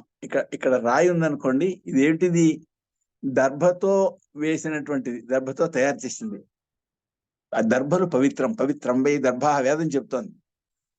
ఆ పవిత్రము దాన్ని విడిగా వేళ్ళకి పెట్టుకుంటే ఆ దర్భలు చేతికి అడ్డం వస్తాయి, జారిపోతాయి. అందుకోసం దాని ఒక ముడి వేసేవారు. ఈ ముడి వేయడంలో కూడా మన వాళ్ళు ఏం చేసేవారు, దేవ పవిత్రము, పితృ పవిత్రము, రెండు రకాల పవిత్రాలు వేరే వేరే ముళ్ళు వేసేవారు. మనకి శాస్త్రంలో దర్భల్ని ధరించమని ఉంది. మూడు సంప్రదాయాలు ముడి వేయడం ఉంది. ముడి ఎలా వేయాలి అక్కడ చెప్పలేదు. ఎలా వేయాలో చెప్పనందువలన కర్ణాటకలో ఒక రకమైన ముడి వేస్తున్నారు, తమిళనాడులో ఇంకో రకమైన ముడి వేస్తున్నారు, ఆంధ్ర ప్రాంతంలో ఇంకో రకమైన ముడి వేస్తున్నారు, కానీ దర్భలే ధరిస్తున్నారు పవిత్రంగానే ముడిగా వేసి. ఈ పవిత్రం ఎక్కడ ఉంది? వేదంలో ఉంది. పవిత్రమై దర్భధారణం అక్కడ చెప్పారు. పవిత్రవంత పరివాజమాసతే అని చెప్పని మనకు ఈ ఆబ్దికాలు పెట్టాడు. మొట్టమొదట ఆ పవిత్రం పెట్టుకుని మంత్రాన్ని చదివి ఆ పైన కార్యక్రమం ప్రారంభిస్తారు. ఈ పవిత్రం ఎక్కడ ఉంది? హరప్పా సంస్కృతిలో ఉన్నది. ఏమండి, ఇంతకంటే ప్రధానమైన ఆధారం ఏముందండి? కేవలం వైదిక ప్రక్రియ ఇది పవిత్రధారణం. ఈ పవిత్ర యొక్క ఆకారం హరప్పా సంస్కృతిలో ఉన్నది. ఏమండి, తర్వాత ఇలాగా చాలా ఆశ్చర్యకరమైనటువంటి ఆధారాలు మనకి దొరుకుతున్నాయి. ఏం దొరుకుతున్నాయి? ప్రాచీన కాలం నుంచి వేద సంస్కృతి ఇక్కడ ఉన్నది, ఈ గడ్డపై ఉన్నది. ఆర్యులు ఇక్కడికి రావడం నిజం కాదు, ఆర్యులు ఇక్కడి వాళ్ళే, ఇక్కడే ఆ సంస్కృతి ఉంది. ఆ ఇక్కడ ఉండే హరప్పా సంస్కృతి కూడా దాంట్లో భాగమే, అది వేరే సంస్కృతి కాదు అని చెప్పడానికి ఇవన్నీ కూడా మనకు కారణం రాని సాక్ష్యాలు అవుతాయి. ఇంకా మరో విషయం ఇందాక కొంచెం ప్రస్తావన చేశాను. హరప్పా సంస్కృతిలో అర్ధ ప్రణవం ఉంది. ఈ అర్ధ ప్రణవం ఏంటి? సగం ప్రణవ ఆకారం అండి. ప్రణవానికి 3 భాగాలు ఉంటాయి. ఒక రేఖ, రెండవ రేఖ, ఇక్కడ తోక, పైన చుక్క. ఈ 3 రేఖలు 3 గుణాలు అనుకుంటే పైన త్రిగుణాతీతుడు పరమాత్మ పైన చుక్క ఉంటుంది. అయితే మనకు శివపురాణంలో ఏముందంటే, ఈ ప్రణవం పరమేశ్వరుడి నుండి వచ్చింది అని ఉంది. పరమేశ్వరుడి నుండి వచ్చిందని చెప్పడం ఎలాగా? దానికోసం ఏం చేశారు? ఆ తోక తీసేసి, చుక్క తీసేసి మిగిలిన భాగం ఆ పైనుంచి ఆయన పైన పెట్టారు. పెడితే దానివల్ల ఏం తెలుస్తుంది? పరమేశ్వరుడి నుండి ప్రణవం వస్తోంది అనే భావన వస్తుంది. ఇది చిత్రకారుడు, ముద్రికాకారుడు చేసిన గొప్ప నైపుణ్యం. అసలు ఈ సంస్కృతి సంబంధం లేనటువంటి మన చరిత్రకారులు ఏమని చెప్పారు? ఈయనకి 2 కొమ్ములు ఉన్నాయి అన్నారు. 3 తలల పశుపతి దేవుడు, ఈయనకి 2 కొమ్ములు ఉన్నాయి అన్నారు. అయితే ఇక్కడ జాగ్రత్తగా ఆలోచించాలి. కొమ్ము అయితే ఇక్కడ కొమ్ము ఉంటుంది, ఇక్కడ కొమ్ము ఉంటుంది, మధ్యలో కనెక్షన్ ఉండదు. కానీ ఇక్కడ అలా లేదు. ప్రణవాకారం, ఇదొక రేఖ, ఇదో రేఖ, ఇదో రెక్క, ఇదో రెక్క, ఇదో రెక్క కలిగిన 2 రెక్కలతో ఉన్నటువంటి ఆకారం ఒకటి ఉంది. అంటే అర్ధ ప్రణవము. ఈ అర్ధ ప్రణవం ఎక్కడ ఉంది? శివుని శిరస్సుపై ఉన్నది, యోగి శిరస్సుపై ఉన్నది, శివలింగం శిరస్సుపై ఉన్నది. ఇది చాలా ముఖ్యమైన అంశం. ఇది నిజంగా శివునికి కొమ్ములే అనుకోండి, కొమ్ములు ఇది శివలింగానికి కొమ్ములు ఎలా వస్తాయి? అసంభవం. కనుక 3 చోట్ల కూడా వీడు ప్రణవాన్ని సూచిస్తున్నారు. ఈ ప్రణవం అనేది లోపల ఉచ్చరిస్తుంటే ఆ ప్రణవం పైకి వస్తున్నది, ఆ ప్రణవ శక్తి పైకి వస్తోంది అని చెప్పడం కోసం యోగిపై వేశారు.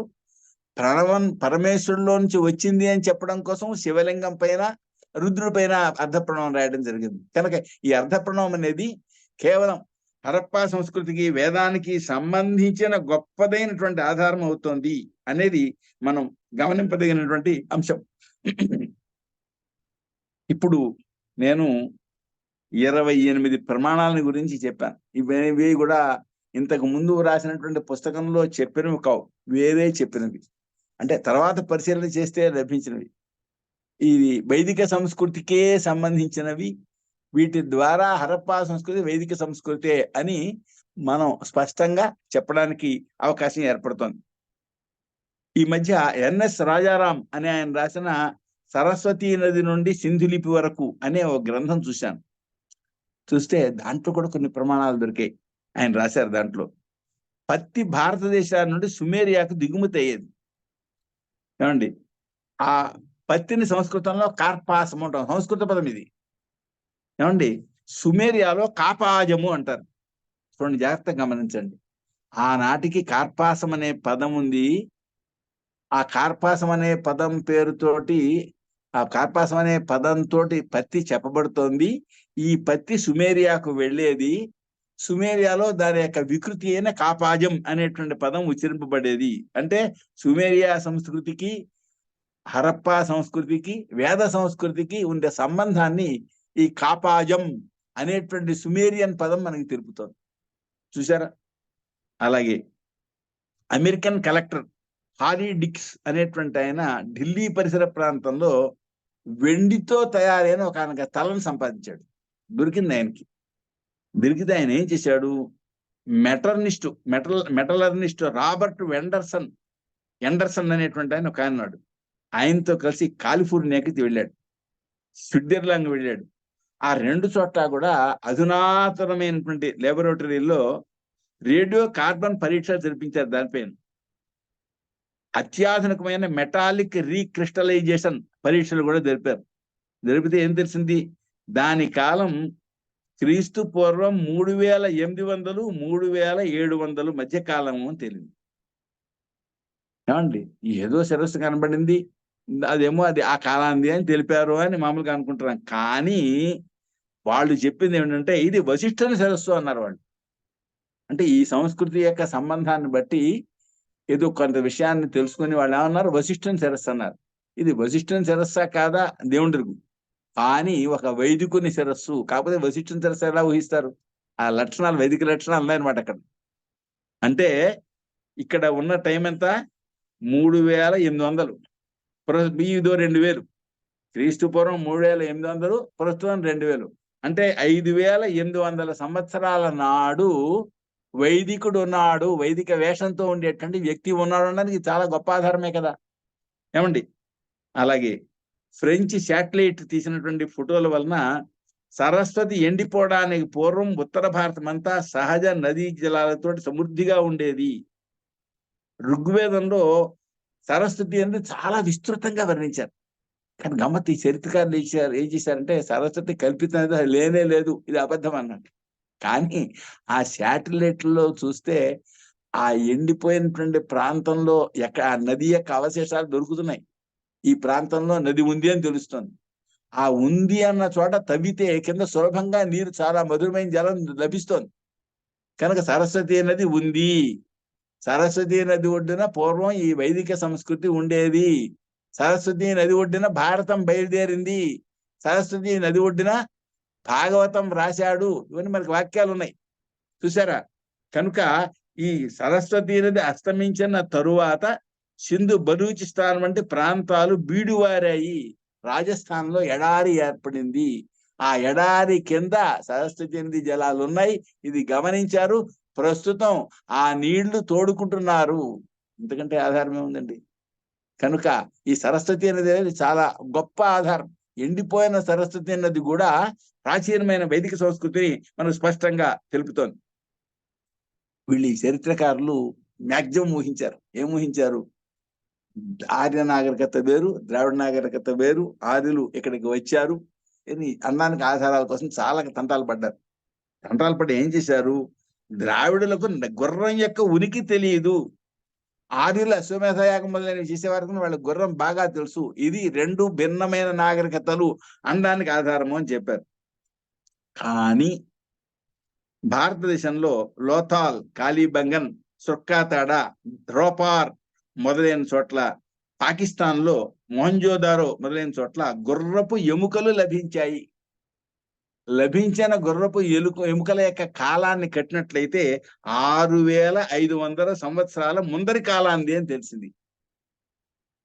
ఏమండి? కనుక ఆ వాదం మిగిపోయింది, సరి అయింది కాదు అని తెలిసిపోయింది. అంతేకాదు, తలగేరి అనేటువంటి ఆయన చేసిన పరిశోధనలో మత చిహ్నాలు, దేవతామూర్తులు, యజ్ఞవేదికలు వైదిక మతానికి సంబంధించినవి హరప్పా సంస్కృతిలో లభించాయి అని ఆయన తన పరిశోధనలో చెప్పారు. ఆయన గ్రంథంలో మధ్యప్రదేశ్ లో భోపాల్కి దగ్గర భీంపెట్కా అనే చోట గుర్రాన్ని బంధిస్తున్నట్లుగా ఉన్నటువంటి చిత్రం లభించింది. ఏమండి? ఈ చిత్రాలు 20,000 సంవత్సరాల నాటివి అని చెప్పారు వాళ్ళు. 20,000 సంవత్సరాల నాటివి అంటే అప్పటి నుంచి గుర్రం ఇక్కడ ఉంది. కనుక ద్రావిడులకు గుర్రం తెలియదు, ఆర్యులకు గుర్రం తెలుసు, ఆ సంస్కృతి వేరు ఈ సంస్కృతి వేరు అనేటువంటి వాదం వీగిపోయింది. ఏమండి? కనుక గుర్రం ఉంది, ఆర్యులకు గుర్రం ఉంది, ద్రావిడులకు గుర్రం ఉంది. కనుక గుర్రం అనేది ఒక ఆధారంగా చెప్పడం లేదు. ఇవి ఇక కొన్ని ఆధారాలు. ఆర్యుల దండయాత్ర జరిగిందనడానికి ఇంతవరకు ఆర్కియాలజిస్టులకు ఆధారం ఏమీ లభించలేదు. ఈ మాట పాకిస్తాన్ లో ఉండేటువంటి చరిత్రకారుడు, నేను ఇక్కడ తవ్వకాలు తవ్వాం, ఇక్కడ ఏ రకమైన అలాంటి దండయాత్రలు జరిగి హననం జరిగింది అనడానికి ఆధారం లేదు అని చెప్పి ఆయన పాకిస్తాన్ చరిత్రకారుడు చెప్పాడు. ఏమండి? కనుక అంతేకాదు, షాపూర్ అనేటువంటి ఆయన భారతదేశీయ సంస్కృతే క్రమ పరిణామం చెంది వచ్చింది అని చెప్పాడు. కనుక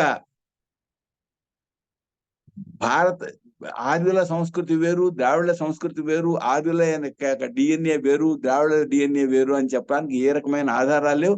ఒకటే అనడానికి ఆధారాలు దొరికాయి. హరప్పన్ సామ్రాజ్యం, దాని దగ్గరగా ఉన్న అక్కాడియన్ సామ్రాజ్యం రెండు కూడా నీళ్లు నేలలో ఇంకిపోవడం వలన చెల్లాచెదరైపోయాయి అని దీనికి తెలుస్తోంది. ఈ విషయాన్ని ప్రముఖ పరిశోధకుడు ఎస్ఆర్ రావు గారు, జిమ్ షాఫరు మొదలైనటువంటి ఆర్కియాలజిస్టులు, ఎస్ఆర్ రావు గారు భారతీయుడు, ఈ జిమ్ షాఫర్ అనేటువంటి ఆయన అమెరికన్, వీళ్ళు తెలిపారు. ఇంతేకాకుండా మేల్ యూనివర్సిటీకి చెందినటువంటి హెచ్వీస్, ఫ్రాన్స్ లో ఉండేటువంటి సిఎన్ఆర్ఎస్ సంబంధించినటువంటి మేరీ ఏన్ కర్టీలు, వీరు భూగర్భ పరిశోధన చేశారు. చేస్తే ఈ అక్కాడియన్ సామ్రాజ్యం ఈ ప్రాంతం అంతా కూడా నీళ్లు ఎండిపోవడం వలన సామ్రాజ్యం శిథిలమైపోయింది అని తెలుస్తాం. దీనివల్ల మనకు ఒక గొప్ప ఉపదేశం కూడా ఉందండి. ఈ కాలంలో కేవలం నీట్గా ఉండడం కోసం రోడ్డు, ఇళ్ళు అంతా మనం కప్పేస్తున్నాం, సిమెంట్తో కప్పేస్తున్నాం. రోడ్డుకి ఇళ్ళకి మధ్య ఉండేటువంటి భాగంలో కూడా మరి పేవ్మెంట్లు పెట్టేసి మొత్తానికి రాళ్లు వేసి అసలు నేల అనేది కనపడకుండా చేస్తున్నాం. చేస్తే ఏమవుతుంది? ఈ పట్టణాల్లో పడినటువంటి వర్షం, మేడలపై పడిన వర్షం మొత్తం అంతా కూడా మురికాలవల ద్వారా వెళ్ళిపోతుంది అవతలకి. నేలలో చొక్క దిగటం లేదు. ఇది చాలా ప్రమాదకరమైన సంకేతం. నేలలో నీళ్లు దిగాలి. మనం నడవడానికి కావాల్సిన భాగం ఇంట్లోనైనా బయటైనా సిమెంట్ వేసుకోవచ్చు నీటి కోసం, నీట్గా ఉండడం కోసం. కానీ మిగిలిన భాగంలో నేల అట్టే పెట్టాలి. వర్షపు నీళ్లు ఆ నేలలో దిగాలి. దిగితే అప్పుడు రేపొద్దున మనం తోడుకుంటే నీళ్లు వస్తాయి. అలా కాకపోతే నీళ్లు లోపలికి పోతున్నాయి. అప్పుడే ఇంతకు ముందు 200 అడుగులు తవ్వితేనే నీళ్లు దొరికే పరిస్థితి ఉండేది. ఇప్పుడు 1000-2000 అడుగులు దిగాల్సి వస్తుంది. అందులో ఇప్పుడు ఈ బ్రహ్మాండమైనటువంటి అపార్ట్మెంట్లు, అనేక ఎన్నో అంతస్తులు కలిగినటువంటి భవనాలు వచ్చాక ఆ చుట్టుపక్కల ఉండే నీళ్ళన్నీ కూడా వాళ్ళు తోడేసేస్తే నీళ్ళు ఇంకా కిందకి ఇంకా లోతుకు పోతున్నాయి. ఈ పెద్ద ప్రమాదం. సామ్రాజ్యాలే నీళ్లు లేక ఆ మొత్తం వాటన్ని మేడలు మొదలైన వాటిని వదిలివేసి మరెక్కడో నీళ్లుండే చోటుకి పోయిన పరిస్థితులు మన దేశంలో పూర్వం వచ్చాయి. పక్కన సుమేరియన్ సంస్కృతిలో అక్కాడియన్ సామ్రాజ్యం దగ్గర వచ్చింది. దానివల్ల పెద్ద నష్టం, సంపదకి ఎంతో నష్టం కలిగింది. కనుక నీటిని రక్షణ చేసుకోండి అనే అంశం కూడా ఇక్కడ మనకు సూచింపబడుతుంది. ఇలాగా ఇప్పుడు నేను ఇన్ని ప్రమాణాలని మీ ముందు నేను సమర్పిస్తున్నాను. ఈ ప్రమాణాల వలన ఏం తెలుస్తోంది? మన యొక్క ఈ వైదిక సంస్కృతి ఏనాటి వేల సంవత్సరాల నుంచి ఇక్కడ ఉంది. 8000 సంవత్సరాల నుంచి ఈ సంస్కృతి ఇక్కడే ఉంది. 8000 సంవత్సరాల కంటే పూర్వం నుంచి ఇక్కడే ఉంది. ఇది క్రీస్తు పూర్వం 400లో వచ్చింది కాదు అనేదానికి వైదికమైన ప్రమాణాలతో కూడినటువంటి విషయాన్ని తెలపడం జరిగింది. ఈ ప్రమాణాలు ఇంతే కాదు, ఇప్పుడు కేవలం 28 ప్రమాణాలను తెలిపాను. ఇంతకు ముందు ప్రత్యేకించి గ్రంథంలోనే 119 ప్రమాణాలు ఉన్నాయని చెప్పి దాంట్లో రాశాను. వాటిని కూడా క్రమంగా నేను మనవి చేస్తాను. కనుక దీనివల్ల మనం గమనింపదగింది ఏంటంటే, ఈ సంస్కృతిని ఎరగని వాళ్ళు కానీ, ఈ సంస్కృతి పట్ల వ్యతిరేకత గల వాళ్ళు కానీ, పాశ్చాత్యులకు ఈ సంస్కృతి పట్ల వ్యతిరేకత ఉంది. ఎలా అయినా ఈ సంస్కృతిని తుడిచిపెట్టి మన యొక్క మతం, మన యొక్క మార్గం దేశంలో వ్యాపించాలి అని చెప్పని వాళ్ళు కోరుకున్నారు. మరి అయితే ఇది వాళ్ళు సామ్రాజ్యాన్ని స్థిరం చేసుకోవడం కోసం వాళ్ళు ఆ పని చేశారు కనుక దాన్ని ఏమంటాం? ఎవరి స్వార్థం వాళ్ళది అంటాం. కానీ స్వాతంత్రం వచ్చాక 75 సంవత్సరాల తర్వాత కూడా అదే చరిత్ర మనకు కొనసాగుతుంది. ఈ కొనసాగడం వలన ఇక్కడ బయలుదేరినటువంటి పిల్లలు దేశభక్తి హీనులు అవుతున్నారు. దేశాన్ని ముక్కలు చేస్తామంటున్నారు. ఏమండి, జాతీయ పురుషులు ఆదర్శప్రాయులైనటువంటి రామాదులను కూడా అవమానిస్తున్నారు. పిల్లలే కాదు, పెద్దవాళ్ళు కూడా చెప్పులు దండ వేసి ఊరేగించారు తమిళనాడులో. కనుక ఈ దుస్థితి తొలగాలి అంటే ప్రాచీన భారతదేశ చరిత్రను పాఠ్యవాచకాల్లో పెట్టాలి. దీనికి జనం పూనుకోవాలి. అందరూ దీంట్లో నాయకులే. ఇది ఎవరో ఏ ఒక్కరిలో చేయవలసిన అంశం కాదు. ఎందుకంటే ప్రభుత్వం మనకి రాజ్యాంగంలో సెక్యులర్ అనే పదాన్ని చేర్చారు కనుక ప్రభుత్వం తనంతట తానేం చేయలేదు. ఈ అంశంలో ప్రజలు కోరితే చేయవచ్చు, కోరారు కనుక. అలాగే మరి ధర్మ సంస్థలు చేయవచ్చు, కానీ ధర్మ సంస్థలపై పెత్తనం కూడా ప్రభుత్వాందే, వాళ్ళ దీనిలోనే ఉన్నాయి. కనుక ఒక దేవాలయంలో ఒక పూజారి తప్ప మిగిలిన వాళ్ళందరూ కూడా సెక్యులర్ సిబ్బంది. ఒక పూజారి నాన్ సెక్యులర్. అక్కడ చూడండి, పూజారి నాన్ సెక్యులర్. పూజారి కంటే ఇతరమైన మొత్తం సిబ్బంది అంతా సెక్యులర్ సిబ్బంది. కనుక పూజారి కేవలం జీతంపై ఆధారపడ్డాడు. ఆయన ఏం చేస్తాడు? ఏం చేయలేడు. కానీ అక్కడ నిజంగా ఆలోచిస్తే ఒక పూజారి మాత్రమే సెక్యులర్ అండి, మిగతా వాళ్ళందరూ నాన్ సెక్యులరే. అలాగండి. కనుక ఎందుకంటే అందరి క్షేమాన్ని కోరుకుంటాడు ఆయన. అవును, అందరి క్షేమాన్ని కోరుతాడు, సందేహం లేదు. అక్కడ వ్యవహారం అలా ఉందండి. నేను దేవాలయంలో ఈ భారతం గురించి నా సమస్య వచ్చింది. భారతాన్ని గురించి మనకు తెలుగు ఎంఏలో ఏమని చెప్పారంటే పాఠం 8800 శ్లోకాలే వ్యాసుడు రాశాడు, 24,000 శ్లోకాలు వైశంపాయనుడు రాశాడు, మిగిలిన శ్లోకాలు సూత్రుడు రాశాడు అని చెప్పారు. ఏవో ప్రమాణాలు చూపించారు. అదేంటి మనం విన్నాం, అలా వినలేదు. వ్యాసుడు రాశాడు భారతాన్ని విన్నాం, వీళ్ళు ఇలా చెప్తున్నారు ఏమిటి అనిపించింది అప్పుడు.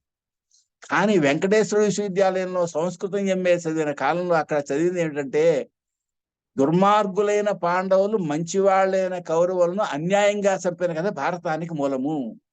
దాన్ని వ్యాసుడనే సంకలనకారుడు అటు ఇటు మార్చి తయారు చేశాడు భారతము అని అక్కడ రాశారు. చాలా కలతపడ్డాను. చాలా మంది పండితులకు చెప్పాను, అలా ఉందా, మాకు తెలియదే అన్నారు. మేము చూస్తామన్నారు. ఎవరు ఏం పూనుకోలేదు. అప్పుడు నేనే ఓ గుడి దగ్గర కూర్చుని భారతం 3 ఏళ్ళు చెప్పాను వరుసగా. రోజు ఒక అధ్యాయం చెప్తున్నాం. నాగేశ్వర స్వామి గుడి బందర్లో. ఆ గ్రంథం చెప్పిన తర్వాత భారత కర్తృత్వం వ్యాసం రాశాను. ఈ తెలుగు ఎంఏలో చెప్పింది, సంస్కృత ఎంఏలో చెప్పింది రెండు నిజం కాదు. భారతం అనేది దాంట్లో ఎవరు రాశారో ఎవరేం రాశారో అంత దాంట్లోనే ఉంది అని చెప్పి దాంట్లో ప్రమాణాలను చూపిస్తూ రాశాను. నేను ఇప్పుడు చెప్పవచ్చు అంటే అక్కడ నాకు తెలిసింది ఈ మాట ఏంటిది, పూజారి నాన్ సెక్యులర్, మిగిలిన వాళ్ళంతా కూడా సెక్యులర్ సిబ్బంది అని చెప్పాను. పరిస్థితి అలా ఉంది కనుక ఇంతకీ దేవాలయాలు చేయలేవు, ధర్మ సంస్థలు చేయలేవు. ఎవరు చేయాలి? మనమే చేయాలి. ప్రతి మనిషి ఒక యోధుడై మన ప్రాచీన భారతదేశ చరిత్రను పాఠ్యవాచకాల్లో చేర్చినట్లయితే ఈ 140 కోట్ల హిందువుల 140 కోట్ల భారతీయుల విద్యార్థులు కూడా ఓహో ఈ సంస్కృతి ప్రపంచంలో ప్రాచీనమైంది అని తెలుసుకుంటారు. ఎందుకంటే మిగిలిన దేశాల్లో ప్రాచీన సంస్కృతి మిగలలేదు. అక్కడ పెద్ద యుద్ధాలు జరిగాయి, మత యుద్ధాలు జరిగాయి, క్రూసేడ్స్, జిహాదులు జరిగినప్పుడు పాత చిహ్నాలని తుడిచిపెట్టేశారు. కానీ ఇక్కడ ప్రాచీన సంస్కృతి నిలబడడం వలన ఇక్కడ కేవలం భారతీయ ప్రాచీన చరిత్ర మాత్రమే కాకుండా విదేశాలకు సంబంధించిన కొన్ని ప్రాచీనమైన ఆనవాళ్ళు కూడా దీంట్లో ఉన్నాయి. అవి కూడా నేను మనవి చేస్తాను తర్వాత. కనుక మనం ఈ సంస్కృతిని మనం పాఠ్యవాచకాల్లో ప్రవేశపెట్టడం ద్వారా విద్యార్థులకు ఆభిముఖ్యం కలిగించాలి. అలా కాకపోతే వచ్చే నష్టం ఏంటి? నేను తుని వెళ్ళాను. ఆ తునిలో 3 రోజులు శ్రీకృష్ణుడి గురించి చెప్పాను. నేను చదివినంతలో కృష్ణుడి వంటి పాత్ర ప్రపంచంలో మరొక చోట లేదు. చాలా అద్భుతమైన వ్యక్తిత్వం అది.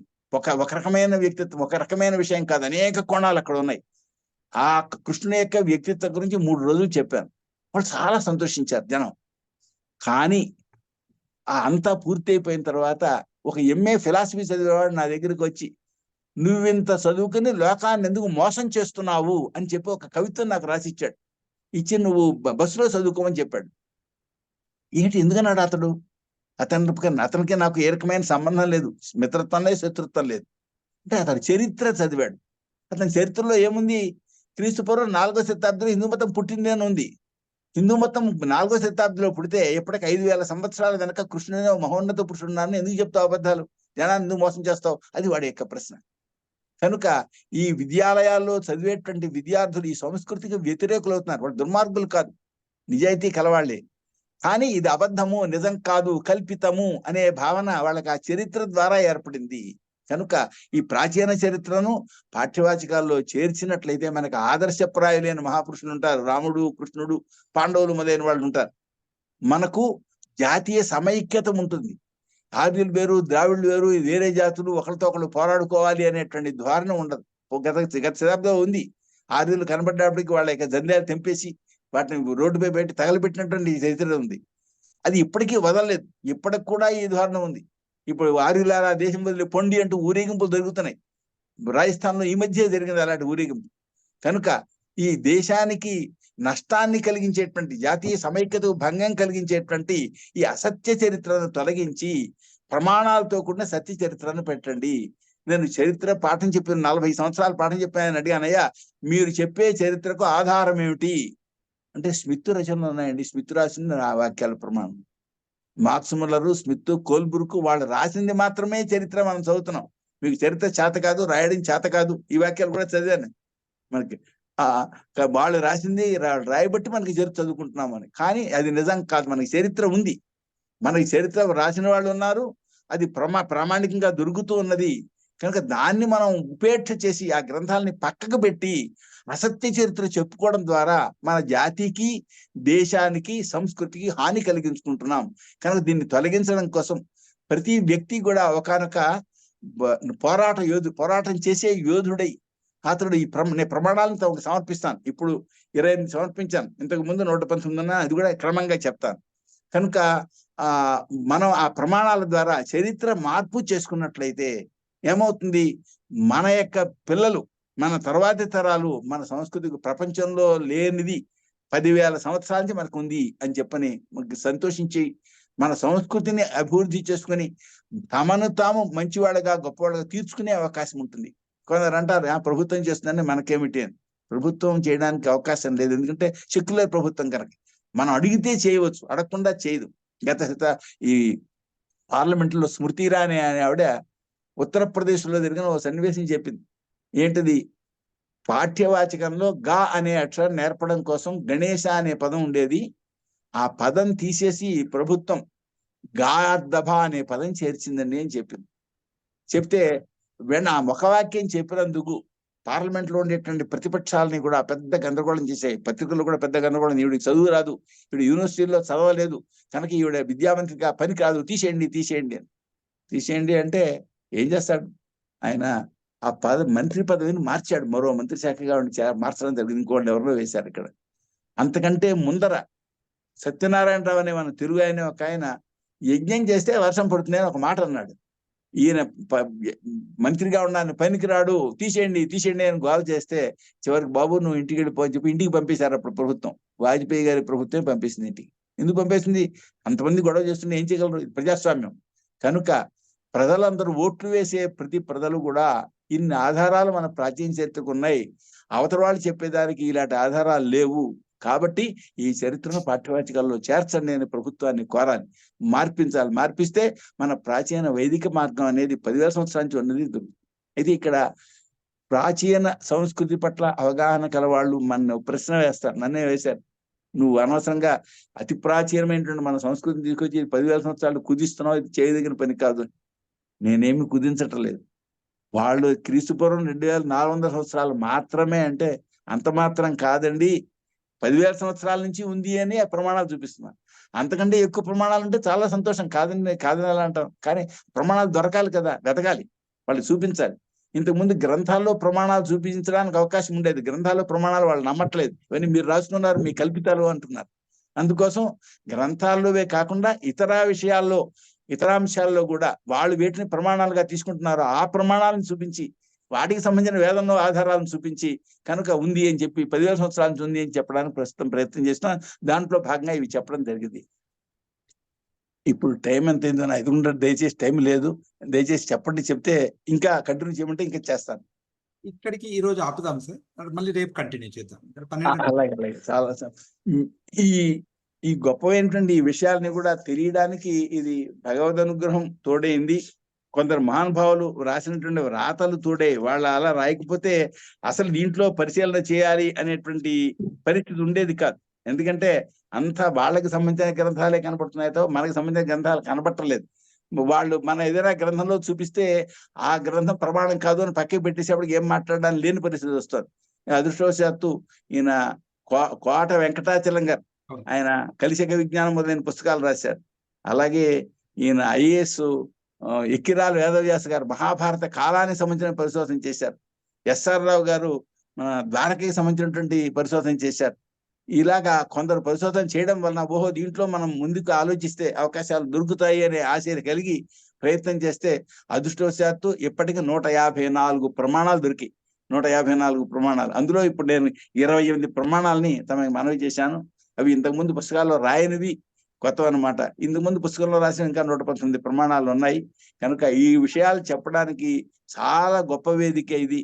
చాలా గొప్ప విశాలమైన హృదయం కలిగినటువంటి మన డైరెక్టర్ గారు, నిర్దేశకులు మన కె నీలకంఠం గారు, అలాగే విశాలమైన మనసు కలిగిన జోషి మన సంతోష్ కుమార్ గారు ఇక్కడ చెప్పడానికి అవకాశం కలిగించారు. ఎందుకంటే చరిత్రకు విరుద్ధంగా ఉన్నాయి కనుక ఈయనేదో చెప్పేస్తున్నాడు అనే ధోరణి పత్రికలలో ఉన్నది, జర్నలిస్టులో ఉన్నది. వేయండి అంటే వేయడానికి వాళ్ళకి భయం, వేస్తే ఏమవుతుందో ఏదో తప్పు చెప్పేస్తున్నాడేమో, ఏదో తెలియని పరిస్థితి. కనుక ఇవి చెప్పడానికి పత్రికలు లేవు, వేదికలు లేవు. మామూలు మనుషులకు చెప్తే అదంతా ఏదో అనవసరమైన గందరగోళం అనుకునే పరిస్థితిలో ఉన్నారు. ఎవరు పండితులు అనుకున్న వాళ్ళు కూడా, శాస్త్ర పండితులు కూడా ఇవన్నీ ఎందుకంటే మనం శాస్త్ర విషయాలు చెప్పుకుందాం అనే పరిస్థితి ఉంది. నేను ఇప్పటికీ 23 సంవత్సరాల వెనక ఈ రుమెల్లా థాపర్ రాసినటువంటి తరతరాల భారత చరిత్ర చూశాను. దాంట్లో ఈ 3 తలల పశుపతి దేవుడు, ఆయనకి 2 కొమ్ములు ఉన్నాయి, 3 కొమ్ముల దేవుడు, ఇలాంటి పేర్లన్నీ చూశాను. ఇదేంటిది? ఇప్పుడు 5,000 సంవత్సరాల వెనకే మన వైదిక సంస్కృతి లేకపోతే ఇంకేమిటి మనం చేసేది? ఈ సంధ్యావందనం, ఈ దేవతార్చన, ఇవన్నీ వ్యర్థమేనా, కాలక్షేపమేనా, ఏమిటి దీనికి మార్గం ఏమిటి అని ఎవరిని అడుగుతాను? ఎవరన్నా అడిగితే అది చదివిన వాళ్ళు అదే నిజమంటారు, అది చదివిన వాళ్ళు చీచి మాకు చెప్పకు అంటారు. అప్పుడు దానికోసమని చెప్పిన భూతద్దం పెట్టుకుని వాళ్ళు చెప్పినటువంటి ఆ ముద్రికలను చూసి ఓ నెల్లాళ్ళు భగవంతుడిని ప్రార్థిస్తూ చూస్తే అదృష్టవశాత్తు నాకు కొన్ని ఆధారాలు దొరికాయి. అప్పుడు హరప్పా సంస్కృతిలో వైదిక సంస్కృతిని వ్యాసం రాశాను. అది ఒకటే కాదని కొన్ని వైదిక విషయాలను దానికి చేర్చి ఓ వేదాంత పండితుడికి అభిప్రాయం కోసం వెళ్ళాను. అన్నది ఏంటంటే చిచ్చి ఈ చరిత్ర కూడా ఇది ఇక్కడ తీసే, ఇది అసలు వద్దు, తీసి మిగిలిన విషయాలు పుస్తకంగా పెట్టు, లేకపోతే వేరే పుస్తకం కావాలంటే వేసుకో అన్నారు. అయ్యే బాబు ఇదేమిటి, దీన్ని దానికోసం ఈ పుస్తకం రాస్తే అది తీసేయమన్నారు. ఎవరికి చెప్పను. కనుక శాస్త్ర పండితులు వ్యతిరేకిస్తున్నారు, అంటే అనవసరం అంటున్నారు, అక్కర్లేదు, అది వినడానికి కూడా ఇష్టపట్టలేదు. కనుక కానీ ఇదేమవుతోంది, మూలాన్ని కోసేస్తోంది. చెప్పాను కదా, నువ్వు ఎందుకు ఇంత చదువుకుని ఎందుకు మోసం చేస్తున్నావు జనాన్ని అని అడుగుతున్నాడు అతడు. ఎందుకంటే అతను చరిత్రలో చదివింది అతడు. ఈ ఈ ఎందరు చదువుతున్నారులాగా 140 కోట్ల హిందువుల యొక్క భారతీయుల యొక్క విద్యార్థులు చదువుతున్నారు. చదివి ఇతర మతాల వాళ్ళు వీళ్ళ మతం ఇది కదా అని వాళ్ళు గేలి చేస్తున్నారు. వీళ్ళు ఇదే నిజం కాబోలు, మనది నిజం కాదు కాబోలు అని వీళ్ళు అనుకుంటున్నారు. కనుక మనకు ఆధారాలు ఉన్నాయి, చరిత్ర మార్చండి అనే దానికోసం ప్రతి వ్యక్తి కూడా మరి పెద్ద కృషి చేయాలి అని ప్రార్థన చేస్తూ, ఇంత విశాలమైన హృదయంతో ఈ విషయం చెప్పడానికి అవకాశం కలిగించినందుకు వారిద్దరికి కూడా, వారికి వారి యొక్క ఆ సంస్కృత అకాడమీలో ఉండేటువంటి ఉద్యోగులకు కూడా ధన్యవాదాలు తెలియజేసుకుంటూ, మీ అందరికీ శ్రద్ధగా విన్నందుకు మీకు కూడా ధన్యవాదాలు తెలియజేసుకుంటూ స్వస్తి. ధన్యవాదాः ధన్యవాదాः వయం వయం సర్వేపి ధన్యాः. అనేక విషయాలు చెప్పారు. మీరు చెప్పినటువంటి 28 విషయాలన్నీ కూడా నేను నోట్ చేసుకున్నాను. మళ్ళీ ఒక్కొక్క దాని గురించి ఇక్కడ చర్చించడానికి సమయం సరిపోదు మనకి. చాలా గొప్పగా వివరించారు. నిజానికి భారతదేశానికి స్వాతంత్ర్యం వచ్చిన తర్వాత ఏర్పడినటువంటి ప్రభుత్వాల్లో భారతీయ ధర్మానికి, భారతీయ సంస్కృతికి, సనాతన ధర్మానికి విరుద్ధంగా ఉండేటువంటి మహానుభావులే ఎక్కువగా విద్యాశాఖ మంత్రులుగా పనిచేయడము, దానివల్ల ఎక్కువగా భారతీయ సంస్కృతికి సంబంధించినవి కాకుండా మిగతా సంస్కృతులకు సంబంధించినటువంటి విషయాలని, అనేక విషయాలని పాఠశాల విద్యా ప్రణాళికలో, తర్వాత విశ్వవిద్యాలయ ప్రణాళికలలో కూడా చేర్చడం జరిగింది. దానికి అప్పటి నుంచి కూడా సనాతన ధర్మానికి విరుద్ధమైనటువంటి భావనని లోకంలో ప్రతిష్టాపించడం కోసం అనేక ప్రయత్నాలు జరిగాయి. మీరు అనేక పుస్తకాలు ఇక్కడ మీరు ఉదాహరణతో చెప్పారు. దానికి ఇప్పుడు నిజానికి ఆ సనాతన ధర్మ ప్రతిష్టాపన కోసం, పునఃప్రతిష్టాపన కోసం, మళ్ళీ దాన్ని రక్షించుకోవడం కోసం మనం ప్రయత్నం చేయాల్సి ఉంది అని మీరు చెప్పినటువంటి గొప్ప మాట చాలా చాలా చాలా గొప్ప విషయం అది. మనందరం కూడా ఒక్కొక్కళ్ళం నాకెందుకు అని వదిలిపెట్టకుండా అందరూ కూడా ఆ సనాతన ధర్మానికి, వైదిక ధర్మాన్ని, సనాతన ధర్మాన్ని, మన భారతీయ సంస్కృతిని పరివ్యాప్తం చేయడానికి మనం ఒక్కొక్కళ్ళం కూడా ప్రయత్నం చేస్తే బాగుంటుందని మీరు చెప్పిన విషయం చాలా గొప్ప విషయం అండి. మనందరం కూడా దానికోసం తప్పకుండా ప్రయత్నం చేద్దాం. ఎవరైనా ఏదైనా అడగాలనుకుంటే మనం రేపు చూద్దాం, ఎందుకంటే ఇప్పుడు సమయాతీతం అయిపోయింది. ఆచార్య అహం ప్రష్టుమిచ్చామి. అస్తు శ్వः పృచ్ఛామి. పృచ్చతు బేటా, పృచ్చతు. मीमांसाशास्त्रग्रन्थे मीमांसाशास्त्रे के ग्रन्थाः पठिताः आचार्य, यदि मीमांसाशास्त्रस्य प्राथमिकी विषयान् ज्ञातुं? प्राथमिक विषय ज्ञानाय अर्थसंग्रहः, मीमांसा परिभाषा, न्याय मीमांसा न्यायप्रकाशः, मीमांसा न्यायप्रकाशः, ఈ గ్రంథత్రయేణ ప్రాథమిక జ్ఞానం భవిష్యతి. एते ग्रन्थाः प्रायः सर्वेपि अस्माकं संस्कृत अकादम्यां वर्तन्ते. तेलुगु व्याख्यानेनापि वर्तन्ते. ये इच्छन्ति ते द्रष्टुं शक्नुवन्ति. तो श्वः यदि यः कोऽपि विचारः अस्ति चेत्, प्रश्नः अस्ति चेत्,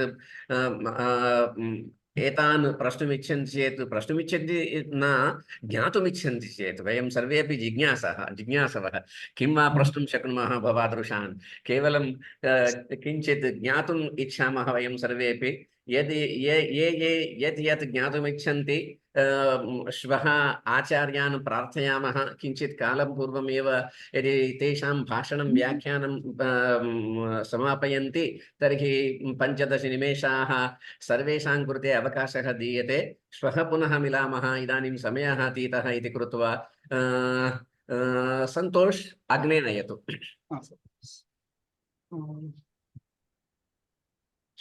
చక్కటి ప్రమాణాలతోటి అంటే సారే చెప్పినా కూడా ప్రమాణ పురస్సరంగానే చెప్తుంటారు. కాబట్టి ప్రమాణ పురస్సరంగా సనాతన భారతీయ వైదిక ధర్మ ప్రాచీనత దాని గురించి నిరూపించడానికి వారు ఇప్పుడు చెప్పింది కొంత భాగమే, ఒక పావు భాగమే అయింది వారు సాధించినటువంటి ప్రమాణాల్లో. కానీ ఇప్పటికీ సభా సమయం అది కంప్లీట్ అయిపోయింది. కాబట్టి సంస్కృత పరిషత్ ఆహ్వానాన్ని అంగీకరించి చక్కటి వ్యాఖ్యానాన్ని అందించినందుకు డాక్టర్ చిరావూరి శివరామకృష్ణ శర్మ మహోదయాలకు సంస్కృత పరిషత్ పక్షాన సభాపక్షాన హృదయపూర్వక ధన్యవాదాలను సమర్పిస్తున్నాను. అదేవిధంగా ఇక్కడ సభలో ఉన్నటువంటి సంస్కృత పండితులు, సంస్కృత అనురాగి చాలా మంది ఉన్నారు. అందరికీ కూడా సభాపక్షాన సంస్కృత పరిషత్ పక్షాన ధన్యవాదాలను సమర్పిస్తున్నాను. రేపు మళ్ళీ రెండవ భాగం అండి, అంటే ఇదే ఉపన్యాసం కంటిన్యూషన్ లో ఉంటుంది. కాబట్టి రేపు యథాకాలం 11 గంటలకు మళ్ళీ అందరూ కూడా యథా సమయానికి విచ్చేసి సభను విజయవంతం చేయగలరు. తర్వాత ఏంటంటే బాధ్యత కూడా ఉందండి. ఎందుకంటే మామూలుగా ఏదో ఉపదేశ వాక్యాలు లేకపోతే ఏదో శాస్త్ర వాక్యాలు కాదుకోకుండా ఇక్కడ ఈ ఉపన్యాస ద్వారా ఒక చక్కటి ఒక బాధ్యతాపూర్వక, అంటే మన బాధ్యత కూడా మనం కూడా భాగస్వాములం కావడానికి ఒక ఉపదేశం అండి. ఎందుకంటే వారు ఎంతో పరిశ్రమించి సాధించినటువంటి విషయాలు అందరికీ సాధ్యపడవు.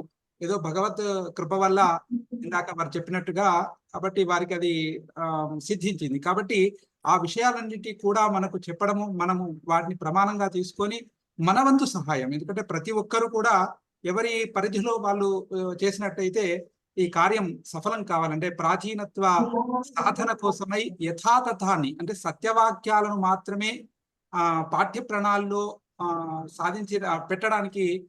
పెట్టడాన్ని సాధించినట్టయితే మనం కృతకృత్యులమవుతామని భావిస్తున్నాను. కాబట్టి అందరికీ కూడా సభాపక్షాన ధన్యవాదాలను సమర్పిస్తూ శాంతి మంత్రంతోటి సమాప్తం చేద్దామండి.